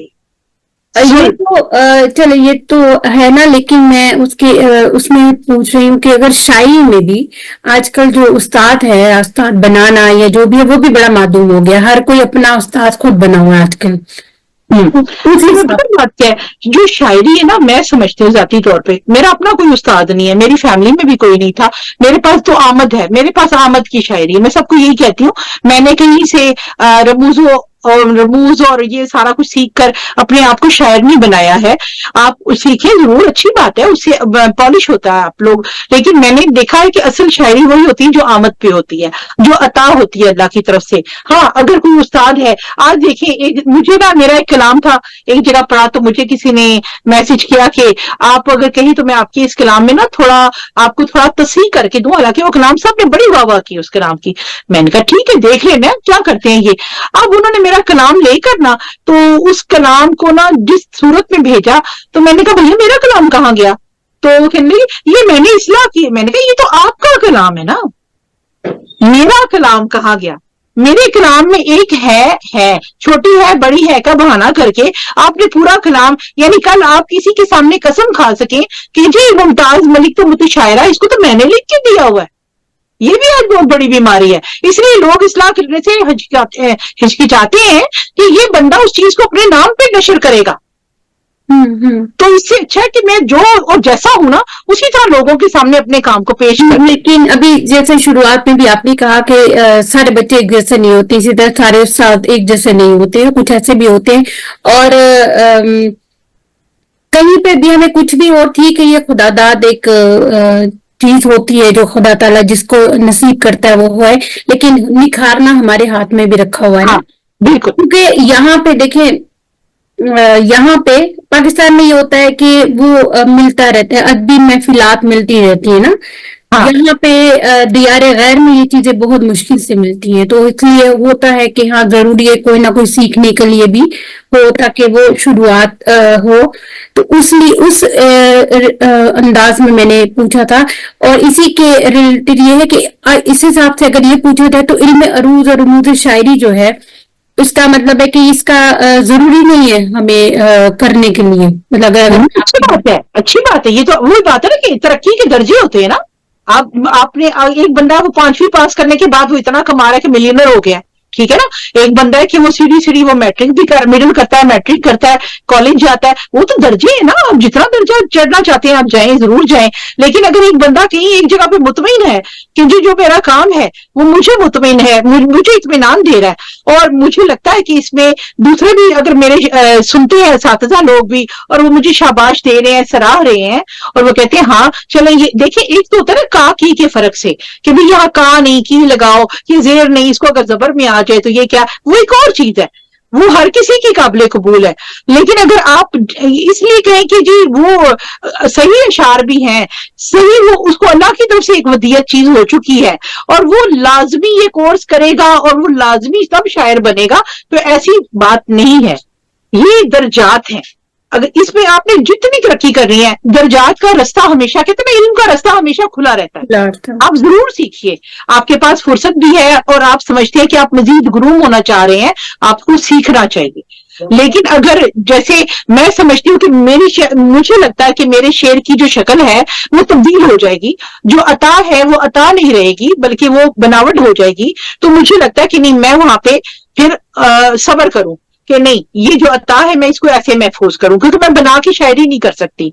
मुझे कोई कहे ना, कितना भी कह ले, मुझे कितनी भी लालच दे ले, मैं बना के शायरी नहीं कर सकती। जबकि मेरे पे मैं बैठी हूं, मैं उस चीज को फील कर रही हूँ, चाहे खबरें चल रही हैं, चाहे कोई ड्रामा लगा है, मैं किसी एक चीज से जाके, तो कहते हैं ना एकदम से टच हो गया, जाके लग गया, तो उस सूरत में आपके ऊपर आमद शुरू होती है। आप उस बात को शेरी पॉइंट से या नसर में आगे लेकर चल रहे होते। हमें लोग देख भी रहे हैं और बहुत पसंद भी कर रहे हैं, और मैं चाहूंगी कि अगर कोई सवाल भी करना चाहता है तो जरूर लिखे, मैं मुमताज जी से बात पूछूंगी। अच्छा मुमताज जी, एक सवाल है, आप भी दियारे गैर में, मैं भी दियारे गैर में हूँ, लेकिन मैं आपसे ये पूछना चाहूंगी कि दियारे गैर में, क्योंकि मैं भी इस बात को समझती हूँ, हमारे लिए दियारे गैर में अपनी इब्तिदा करना कदर मुश्किल होता है बनिस्बत इस पाकिस्तान की, क्योंकि पाकिस्तान में जैसे मैंने कहा यूनिवर्सिटियां हैं, वहां पे हमें मौके मिलते हैं, महफिलात होती हैं, वहां मिलते हैं, हमारे उर्दू अदब चल रहा होता है, اور آپ تو شادی کے بعد یہاں پہ آئی تھی، تو مطلب آپ نے وہ والا میں نے نہیں دیکھا ہاں. آپ نے دیکھا. لیکن یہاں پہ آ کے جو ابتدا میں جو مشکلات ہے اپنے آپ کو یہاں کی کمیونٹی میں شعر و ادب کی محفلات میں اپنے آپ کو ثابت کرنا کہ میں کچھ ہوں، میرے پاس کچھ ہے، تو وہ کتنا مشکل ہوتا ہے، اس بارے میں آپ کچھ بتائیے. بہت مشکل ہوتا ہے، اور لوگ تو پہلی بات ہے کہ آپ کو سیریس لیتے نہیں ہیں. اب جیسے ہماری 1.5 لاکھ کی آبادی ہے پاکستانیوں کی نا فرانس میں اس وقت، اب 1.5 لاکھ کی آبادی میں ہم 4 خواتین ہیں جو شاعری کرتی ہیں. ایک تو نظم کی شاعرہ، 3 شاعرات ہیں، ٹھیک ہے، 4 شاعرات ہیں جو کہ صاحب کتاب ہیں اور شاعری 1.5 کر لاکھ رہی کی ہیں. آبادی میں صرف 4. اب اس کا یہ مطلب نہیں ہے کہ ہماری اتنی آبادی میں پڑھی لکھی خواتین نہیں ہوں گی یا کسی کو شوق نہیں ہو سکتا، کسی کو کوئی گھر میں لکھتی ہے وہ منظر عام پہ نہیں آ رہی ہے نا. میری تنظیم بنانے کا مقصد یہ تھا کہ وہ حوصلہ کریں. ہم خواتین کے یہ تنظیم بنا کے بیٹھے ہیں. کوئی ان کو مشاورت چاہیے، کتاب بنانے کے لیے رہنمائی چاہیے، اصلاح چاہیے، ہم ہر چیز ان کو پرووائڈ کرنے کو تیار ہیں. لیکن ہمارے ہاں پیسہ کمانے کو اتنی امپورٹنس دی گئی ہے کہ مجھے نہیں سمجھ آتی کہ سونے کا نوالا کون کھاتا ہے، کوئی بھی نہیں کھاتا. لیکن پھر بھی آپ جاب کرنے جا رہے ہو، مردوں کو ہمارے کوئی اعتراض نہیں. ہمارے ہاں یورپ میں یہ مسئلہ ہے کہ مرد کم پڑھے لکھے ہیں، یہاں پہ اکثریت دیہاتوں سے آئی ہوئی ہے، مرد بالکل چٹے ان پڑھ بھی ہیں، اور لڑکیاں وہ لے آئے ہیں جناب بی اے ایم اے. آپ نے اپنے لیے خود مسئلہ پیدا کر لیا نا. اچھا یہ اس وقت تو ٹھیک تھا کہ آپ میں بھی ایک رمق ہوتی. اچھا بیگم میں گھر آؤں گا نا یار، اپنی بیوی سے سیکھتے ہوئے شرماتے ہیں لوگ، بیوی شوہر سے سیکھتے ہوئے شاید نہیں شرماتی. لیکن اگر شوہر کو پتا چلے کہ مجھے اپنی بیوی سے کوئی سیکھنا ہے نا، انگریزی سیکھنی ہے یا اردو سیکھنی ہے، یا بیٹھے ہیں گپ شپ لگا رہے ہیں، ہم ٹی وی دیکھ رہے ہیں، چل یار ایک لفظ لکھنا مجھے سکھا دے، ہے نا. ایک الف ایک دن سیکھے، بے ایک دن سیکھے، پہ ایک دن سیکھے. میں کہتی 36 دن میں الف پہ پوری ہو جائے گی اس کی. لیکن وہ شرماتے ہیں. اور نہیں، میں اپنے پیارے بھائیوں سے بچوں سے گزارش کروں گی، بیٹا آپ لوگ اس میں شرمایا نہ کرو، وہ آپ کی ساری زندگی کا ساتھ ہے. میاں بیوی کا رشتہ ایسا رشتہ ہے کہ ٹھیک ہے آپ کے نصیب میں وہ لکھی تھی یا لکھا تھا، آپ کی شادی ہو گئی ہے، لیکن آپ ایک دوسرے کے ساتھ اگر باقی باتوں میں نہیں شرماتے ہو تو یار یہ سیکھنے کا جو عمل ہے نا، کوئی نئی چیز سیکھنا، ایک بندے کو ایک کام آتا ہے، دوسرا اس سے سیکھ رہا، اسپیشلی علم، تو سیکھو گے تو آگے بڑھو گے. اب ہمارے ہاں یہ تھا کہ زیادہ تر خواتین میں پڑھی لکھی خواتین ہیں، لیکن انہوں نے آنے کے بعد نا کہنا چاہیے اپنی ڈگریاں نا اٹھا کے اکثریت نے بکسے میں رکھ کے تالا لگایا، اور میرا خیال ہے چابی جو ہے نا دریائے سین میں پھینک دی ہے کہ بس بھی نہ چابی ہوگی نہ کھولنا پڑے گا. مجھے بڑے مزے کی بات یاد آ رہی ہے. ہم ایک ادارے میں جاتے تھے تو وہاں کوئز پروگرام بھی ہوتے تھے نا، کوئی خاص دن ہوتا تھا تو انہوں نے سوال جواب کرنے، تو میں نے دونوں ہاتھ کھڑے کرنے، میں نے میرے سے پوچھو. میں کتابی کیڑا ہوتی تھی اس وقت، میری شاعری منظر عام پہ نہیں آئی ہوئی تھی، لیکن میں کتابی کیڑا بچپن سے تھی. ایون کہ جو اخباری آتے نا دھنیا پودینہ والے اخبار کے لفافے آتے تھے، وہ بھی میں سنبھال کے رکھ لیتی. روٹیاں آئی ہیں سنبھال کے رکھ لیا، کام ختم کرنے کے بعد میں نے ان کو پڑھنا ہے جناب اس میں کیا لکھا ہوا ہے. تو یہاں پہ میری جنرل نالج بہت اچھی رہی. ابھی تو بہت خراب ہوگی لیکن پہلے بہت اچھی تھی. تو میں اس میں نا ہر سوال کا جواب میری زبان کی نوک پہ ہوتا تھا. تو میں نے نا ایسے کر کے تو وہ ساری میرا کیا ہوتا تھا، بیگ بچے تھے نا چھوٹے، تو ان کے نیپی وغیرہ بھی رکھتے ہیں، یہ وہ رکھتے ہیں، تو بڑا بیگ ہمیشہ لے کے جاتی تھی چھوٹے بچوں کے ساتھ. ساری مائیں لے کر جاتی ہیں تو میں وہ رکھتی تھی ان کے فالتو. ایک کپڑا بھی رکھ لیا کہ ہم نے جوڑا رکھ لو، ایک کپڑا رکھ لو بچوں کا، گندے نہ ہو جائیں. تو وہ میں واپس آتی تھی نا تو وہ چیزیں شاپر میں ہوتی تھی، اور میں جو تحفے جیتتی تھی نا، کیسٹ جیتتی تھی، کتابیں جیتتی تھی، اور چیزیں، میرا بیگ بھرا ہوتا تھا تحفوں کے ساتھ جو میں جیت کے لے کر آ رہی ہوتی تھی. تو ہم سیڑھیاں اتر رہے نا، تو اب اس میں پڑھی لکھی خواتین بھی، لیکن کوئی سوال جواب میں سب زیرو پہ کھڑی ہوتی تھی. تو کسی کو نہ آئے، یہاں تک کہ کسی کو ملک کا کوڈ پتا نہیں ہوتا تھا کہ اس وقت 00 لگا کے تو آگے 92 لگانا ہے.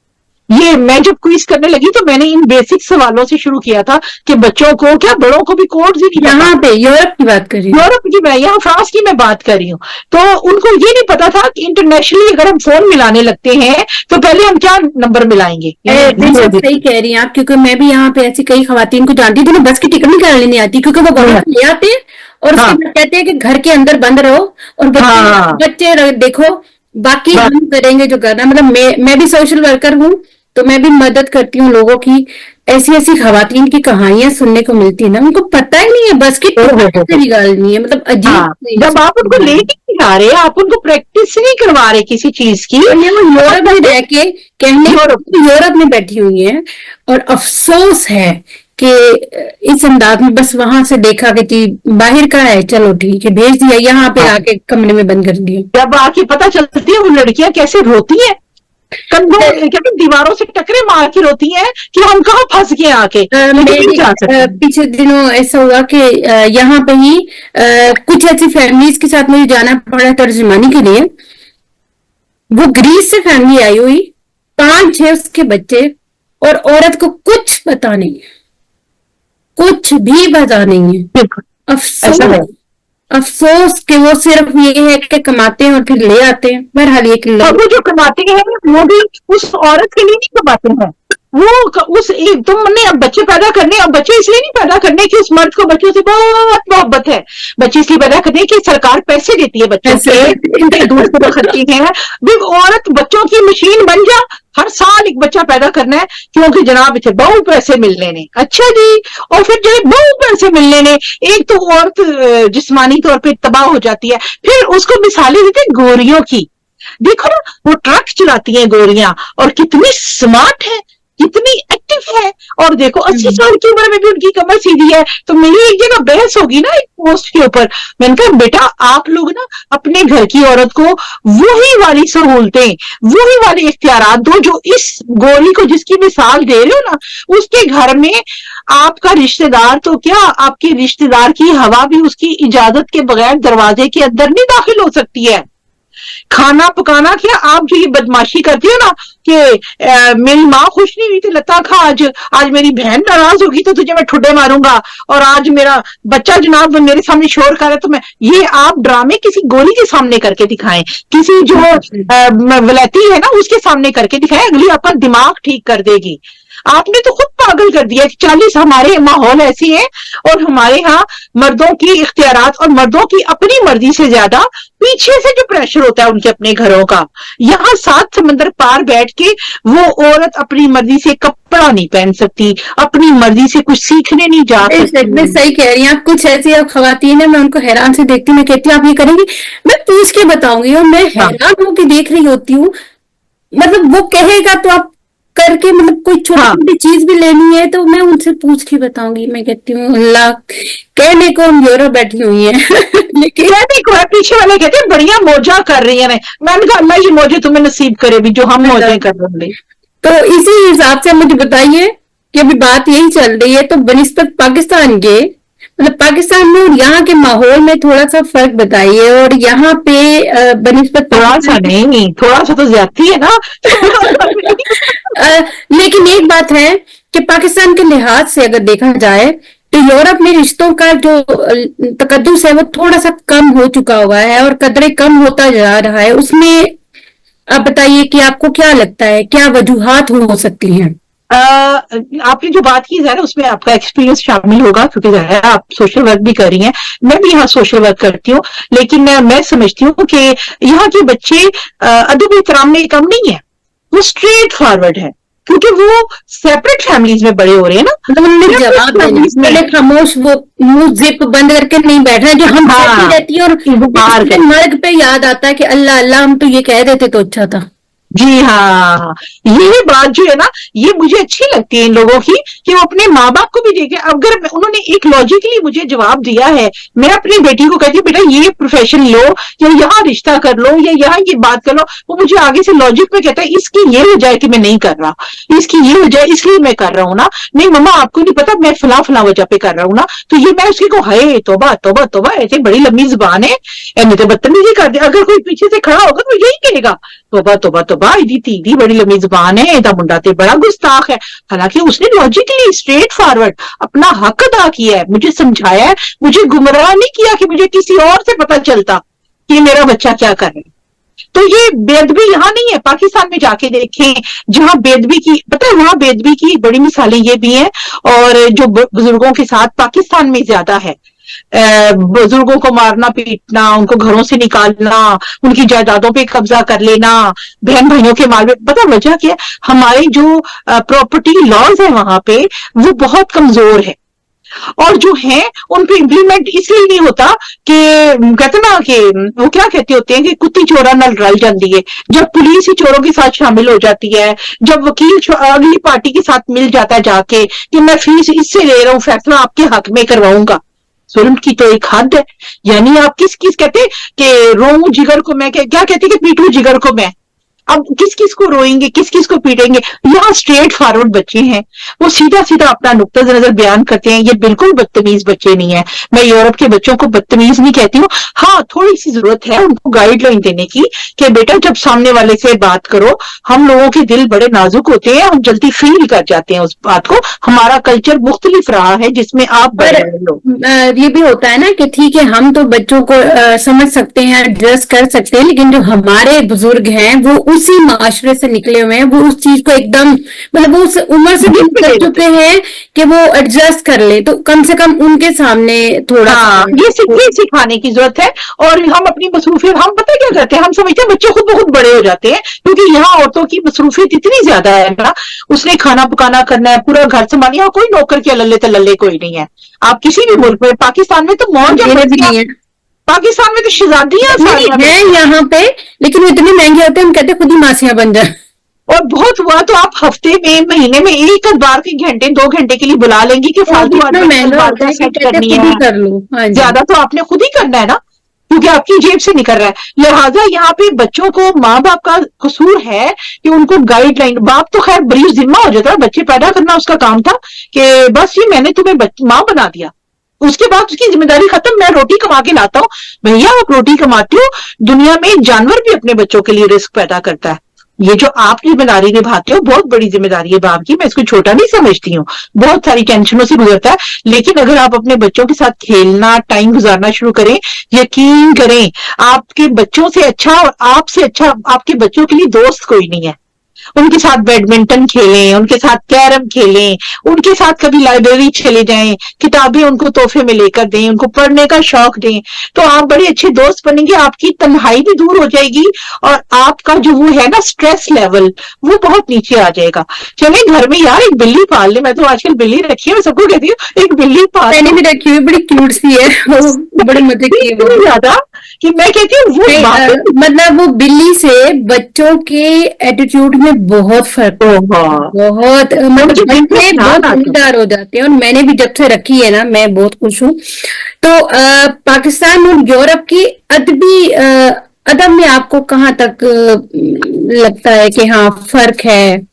अगली जिंदगी में ये कि यहाँ पे जिंदगी में जाहिर बात है कि वही बात है, थोड़ा सा और ज्यादा सा वाला फर्क है ना कि वहां तो हर जगह पे आपको अदबी माहौल भी मिल जाएगा, आए दिन प्रोग्राम्स भी हो रहे होते हैं यहाँ पे, और फिर अक्सर वो जो होते हैं ना इदारों के जरिए हो रहे होते हैं प्रोग्राम, आपको पैसे खर्च करने का वहां इतना टेंशन नहीं होता, तंजीमात मिलजुल के अरेंज कर लेती हैं और इदारे उनको स्पॉन्सर करते हैं।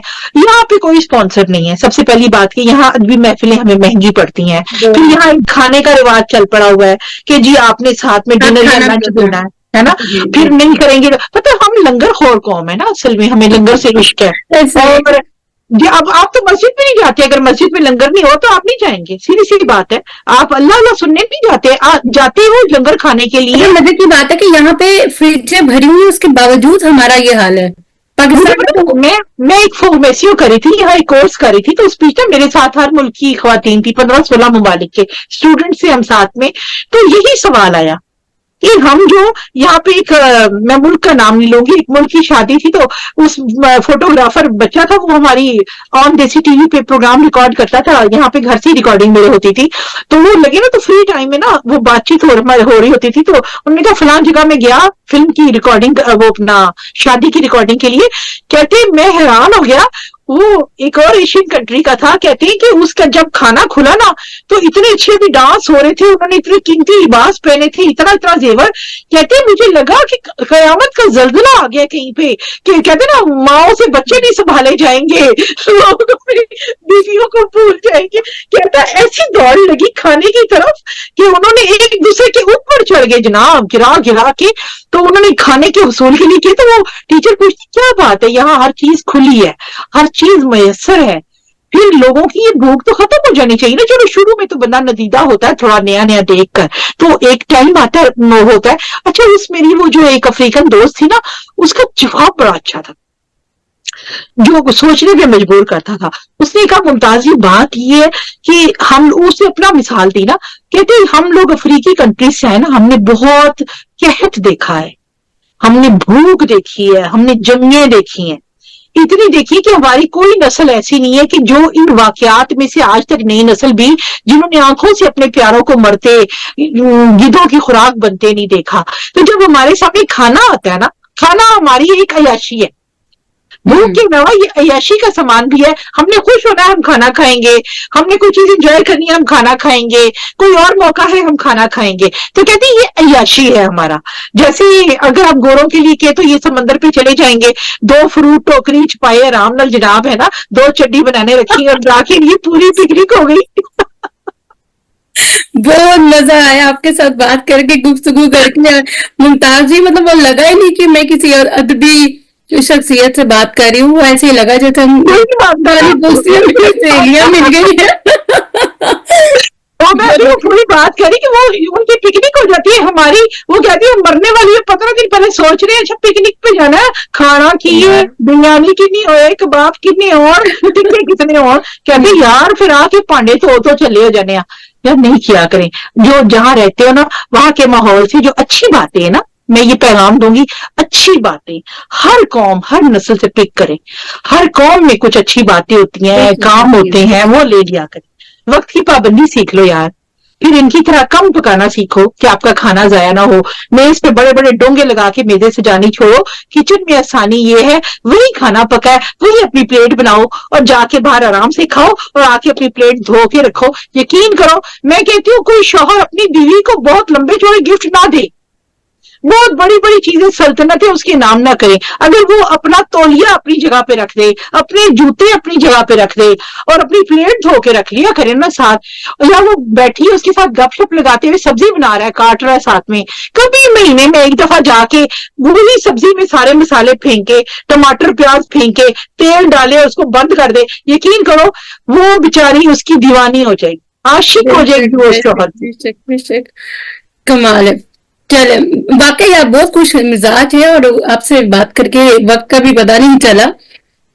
جاتے جاتے بس آپ ایک بات بتائیے کہ یہ جو نئے لکھنے والے ان کے لیے آپ اپنا بتائیے کہ وہ اپنے معیار کو کس طرح بہتر کر سکتے ہیں, اور آپ ان کے لیے کوئی نصیحت کوئی پیغام دے دیں تاکہ ان کو معلوم ہو, کیونکہ میسیجز آ رہے ہیں, پسند بھی کیا جا رہا ہے, اور میرے سارے شاگرد دیکھ رہے ہیں اور بڑا محظوظ ہو رہے ہیں. وہ کہہ رہے ہیں کہ آپ اس طرح کے انٹرویوز میں بڑے ہونے چاہیے, ان کو بڑا آپ کی باتیں سن کے مزہ ہونا چاہیے نا, اوریجنل ہو, سب کوئی بنو کے نہ کریں, بنا کے نہیں کریں. ہاں یہ ہے کہ نیم لکھنے والوں کے لیے پہلی بات تو یہ کہ آپ اپنے اندر ڈھونڈیں آپ کے اندر غنائیت ہے. غنائیت جیسے ایک ہوتی نا کہ آپ کو سر کی پہچان ہے, یہ بچپن سے پتہ چل جاتا ہے. آپ بچپن سے بچوں کو بتائیں, جیسے یہاں پہ لوگ کرتے ہیں نا کہ بچوں کو مختلف کھلونے اور انسٹرومنٹس دیتے ہیں, چیزیں دیتی ہیں, اور اس کو جج کرتے ہیں کہ یہ بچہ کس فیلڈ کی طرف جانا چاہتا ہے. تو وہ کیا ہوتا ہے, وہ بچہ چھوٹی چھوٹی عمر سے آپ نے دیکھا 5 سال کا بچہ گٹار بجا رہا ہے, ستار بجا رہا ہے, یہ ڈھولک بجا رہا ہے یا تصویر بنا رہا ہے. آپ بچے کو ہر طرح کا ماحول پرووائڈ کریں. جیسے جو بچے سن رہے ہیں یقیناً یہ ماشاءاللہ یہ وہ والے بچے نہیں ہیں, یہ وہ والے بچے کے بچے جو رموز شاعری سیکھتے ہیں نا. ہاں جی بالکل. اب یہ میرڈ ہوں گے یا اس عمر کے ہوں گے جو شادی کرنے جا رہے ہیں, تو یہ خود اپنے اندر بھی ڈھونڈیں, اس میں کوئی شرم کی بات نہیں ہے. آپ مختلف چیزوں میں جب ٹرائی کرتے ہیں نا کہ میں کس چیز میں, کیونکہ اللہ نے ہر بندے کو کوئی ہنر دیا ہے, ہر بندے کو, عورت یا مرد. آپ اپنے بچوں سے تو یہ شروع کریں کہ ان کو بچپن سے ان کے اندر دیکھنا شروع کریں میرا بچے کا رجحان کس طرف ہے. یہ کھیلوں میں خوش ہوتا ہے, یہ کرکٹ میں خوش ہوتا ہے, اس میں اچھی شاٹس لگاتا ہے. یہ فٹ بال دیکھیں نا اپنے ٹک ٹاک پہ چھوٹے چھوٹے بچے, وہ فٹ بال کو ایسے گھما رہا ہے اس پہ لے کر, پاؤں پہ لے کر. یہ کیا ہے, یہ پیدائشی ہنر لے کے آیا, کھلاڑی پیدا ہو گیا آپ کے گھر میں. اسی طرح شاعری, شاعر یا تو شاعر بھی, ڈانسر بھی, سنگر بھی. یہ اگر آپ میں مصور بھی, نہیں ہے, مصور بھی, مصور بھی, یہ اگر آپ کے اندر بچپن سے آپ کے جینز میں نہیں ہے نا, تو آپ جتنی مرضی کوشش کر رہے ہیں, ہو سکتا کہ یہاں تیرے وہ جو چونا چونا مار لو گے, لیکن اس سے زیادہ آپ کو نہیں پا چونا تو ہر بھی مار سکتا ہے, اس پہ تو کوئی پابندی نہیں. سخن تراز کے جتنے بھی شاگرد ہیں وہ سن رہے ہیں آپ کو, اور ان کا پیغام ہے آپ کے لیے کہ پلیز آپ ریکویسٹ کریں آپا ممتاز جی سے کہ کسی دن ہماری کلاس سیشن میں آئیں اور ہمارے ساتھ بات کریں. ان کو بہت مشکل ہے بات کر کے, دوسروں کو بھی آئے گا انشاءاللہ, جو بھی ہمارا یہ انٹرویو دیکھے گا اس کو مزہ آئے گا. نے بہت بالکل کھل کے, جیسے مطلب ایک وہ نہیں ہے کہ میں ایک ادبی شخصیت ہوں, ماشاءاللہ لگتا ہی نہیں ہے کہ آپ اتنی کتابوں میں نہیں, وہ ایٹیٹیوڈ نہیں ہے نا, بہت عاجز کے اندر نا, بہت خوبصورتی اور بہت, اور یہی چیز آپ کو حسن دیتی ہے, اور میرے نزدیک یہی خوبصورتی ہے. اگر مجھ سے یہ پوچھا جائے آپ کو ہونا چاہیے, آپ کسی بھی فیلڈ میں جائیں, دیکھیں اب ہم بس میں سفر کرتے ہیں نا, آپ نے بھی تجربہ کیا ہے کہ ہمارے بس میں جو سفر کرنے والے لوگ وہ کوئی سارے وہ نہیں ہوتے اللو بللو جللو سارے, کوئی اس میں پروفیسر ہے, کوئی اس میں انجینئر ہے, کوئی ڈاکٹر پیچھے ہے, اور وہ اپنی گاڑی کہیں پارک کر کے بس میں سفر کر رہا ہے یا ٹرین میں, تاکہ اس کا ٹائم بچ جائے, ہے نا. اور ہم بس میں ہم سمجھتے ہیں کہ جو بندہ لوکل میں سفر کر رہا ہے نا, مجھے ایسے ہی ہونا, نہیں ایسے نہیں ہوتا. ہر بندہ یہاں شو نہیں کر رہا, جب آپ کو اس سے واسطہ پتا چلتا ہے یار کتنی بڑی. اصل میں ایک یہاں پہ یہ بات بھی کہنا چاہوں گی آپ کو ممتاز جی, کہ ہم جو یہاں دیار غیر میں بیٹھے ہوتے ہیں, زیادہ تر میں نے دیکھا جن سے بھی میری بات ہوئی ابھی آپ اس انٹرویو سے پہلے ایک کال میرے ساتھ بات ہوئی, ایک شاعرہ تھی, وہ بھی ادھر ہی ہوتی ہیں, یو کے میں ہوتی ہیں, ان سے بھی میری بات ہوئی تھی. اور میں نے زیادہ تر دیکھا کہ جو یہاں کے ہیں وہ ڈاؤن ٹو ارتھ زیادہ ہیں, کیونکہ ہمیں یہاں پہ سب کچھ خود ہی کرنا ہے, ماسیاں بھی ہم خود ہی ہیں. کام پہ آتے ہیں نا, ہم گھر کا اتنا کچھ کر چکے ہوتے ہیں, ٹھنڈے ٹھار, ہم میں کوئی حوصلہ نہیں لڑائی کرنے کا, یہاں تک کہ میاں بھی شام کو آگے لڑنے کا موڈ ہونا, بھی پرا چپ کر کے سو جا بس. شور کو بھی میں جب گئی پاکستان تو وہاں پہ نا, جس گاؤں میں ابا رہتے تو میں وہاں پہ نا, میرے ریلیٹیو ہے, تو میں کھانا وانا بنا رہی تھی, تو ان کو پتا تھا کہ کتابیں وغیرہ میں لکھی ہے, تو جب ان ہے آپ کچن میں کام بھی کرتی اور کھانا بھی بناتی, بھائی تو کیا سمجھ رہا ہے, سب کچھ ہم خود ہی کرتے ہیں. تو ہم یہاں پہ نائی بھی کسائی بھی سب کچھ خود ہی ہوتے ہیں, سب کچھ. اچھا, نکمی سے نکمی لڑکی آ جائے, مجھے بڑا شوق ہے, میں کہتی ساری نکمی لڑکیوں کی شادی یورپ میں کر دو, ادھر آ کے نا سال بعد جب واپس جائے گی اپنے گھر لگ کے نا خوب لڑکی بڑے سار بھی سیکھ لے. بے شک بے شک, بہت اچھا لگا آپ سے بات کر کے, بہت شکریہ. اور ہماری خوش نصیبی ہے کہ آپ سے ہماری گفتگو ہوئی, اور اسی طریقے سے ہمیں بہت کچھ سیکھنے کو ملا, ادبی طریقوں سے بھی, مطلب ادبی لحاظ سے بھی اور معاشرتی لحاظ سے بھی بہت کچھ آپ سے سیکھنے کو ملا. تو بہت بہت شکریہ میری طرف سے, اور ہم شاعر و ادیب انٹرنیشنل کی طرف سے اور بارگاہ ادب انٹرنیشنل کی طرف سے کہ آپ نے اپنے قیمتی وقت میں سے کچھ ساعتیں نکالی. بہت شکریہ. تو یہیں پہ ہم اس سلسلے کو اختتام پہ لے کے چلتے ہیں, کیونکہ کافی ٹائم ہو گیا ہوا ہے. اور میں سائمہ کنول جرمنی سے, اور آپ دیکھ رہے ہیں ادب کے منفرد رنگ سخن طراز کے سنگ. یہ پروگرام بارگاہ ادب انٹرنیشنل کی زیر پرستی اور ہم شعر و ادیب انٹرنیشنل کے زیر اہتمام ہر اتوار کو پیش کیا جائے گا, اور ہماری کوشش ہوگی کہ ہم ہر ہفتہ کسی نہ کسی चमकते हुए सितारे को आपके सामने लेके आए और उससे हम बहुत कुछ सीखे। आज जैसे कि आज हमने मुमताज साहिबा से बहुत कुछ और बहुत अच्छी बातें ना सिर्फ अदबी बल्कि माशरती अंदाज में भी सीखी, और इन्होंने भरपूर अंदाज से हमें समझाया, बताया यहाँ के मसले मसाइल जो है यूरोप के, और हर चीजें जो है हमें सीखने को मिली। बहुत बहुत शुक्रिया मुमताज जी, बहुत शुक्रिया, बहुत शुक्रिया। हम शायर अदीब का बेहद शुक्रिया, सुखन तराज का शुक्रिया और बारगाह अदब का बेहद शुक्रिया। आप लोगों ने मुझे रूबरू होने का मौका दिया। वो सारे लोग जो कि अपनी तरफ से खुद से सोच लेते हैं ना, जब आप किसी के बारे में जानना चाहते हैं तो आप सोचते हैं ये ऐसा होगा, ये ऐसा होगा, तो भैया मैं ऐसी ही हूँ, जो कुछ भी हूँ। तो आप कहीं भी मुझे इंशाल्लाह जिंदगी में मिलेंगे तो मैं ऐसी ही हूँ, इसी तरह इंशाल्लाह आपसे बात करूंगी। मेरे लिए नई नस्ल बहुत इंपॉर्टेंट है, मैं उनको अहमियत देती हूँ। मैं अगर कोई नुक्स निकालती हूँ या मैं अपने आर्टिकल्स में उनके ऊपर कुछ लिखती हूँ तो ये मत समझा करें कि मैं आपके मुखालिफ हूँ। कहते हैं ना, जिससे आप मोहब्बत करते हैं ना तो उसका कुछ ऐब होता है ना, वो आपको ज्यादा चुभता है। आप कहते हैं मैं इसको दूर कैसे करूं, कभी प्यार से और कभी एक लगा के, तो हमारे मकसद एक ही होता है। मकसद हमारा, उस पर शक ना किया करें। हम आपसे बहुत प्यार करते हैं और हम अपनी जनरेशन को बहुत बाहयात देखना चाहते हैं, बाकिरदार देखना चाहते हैं, इल्म वाला और कामयाब देखना चाहते हैं। तो इन चीजों के ऊपर जरूर काम कीजिए, अपनी दुआ में याद रखिए। बहुत शुक्रिया आपका। मेरी तरफ से और मेरे सब शागिर्द जो देख रहे हैं उन्होंने भी आपके लिए दुआएं भेजी हैं। हम सब तरफ से आपको बहुत बहुत शुक्रिया। इजाजत, अल्लाह हाफिज, इंशाल्लाह अगले हफ्ता फिर मिलेंगे। अल्लाह हाफिज। अल्लाह हाफिज।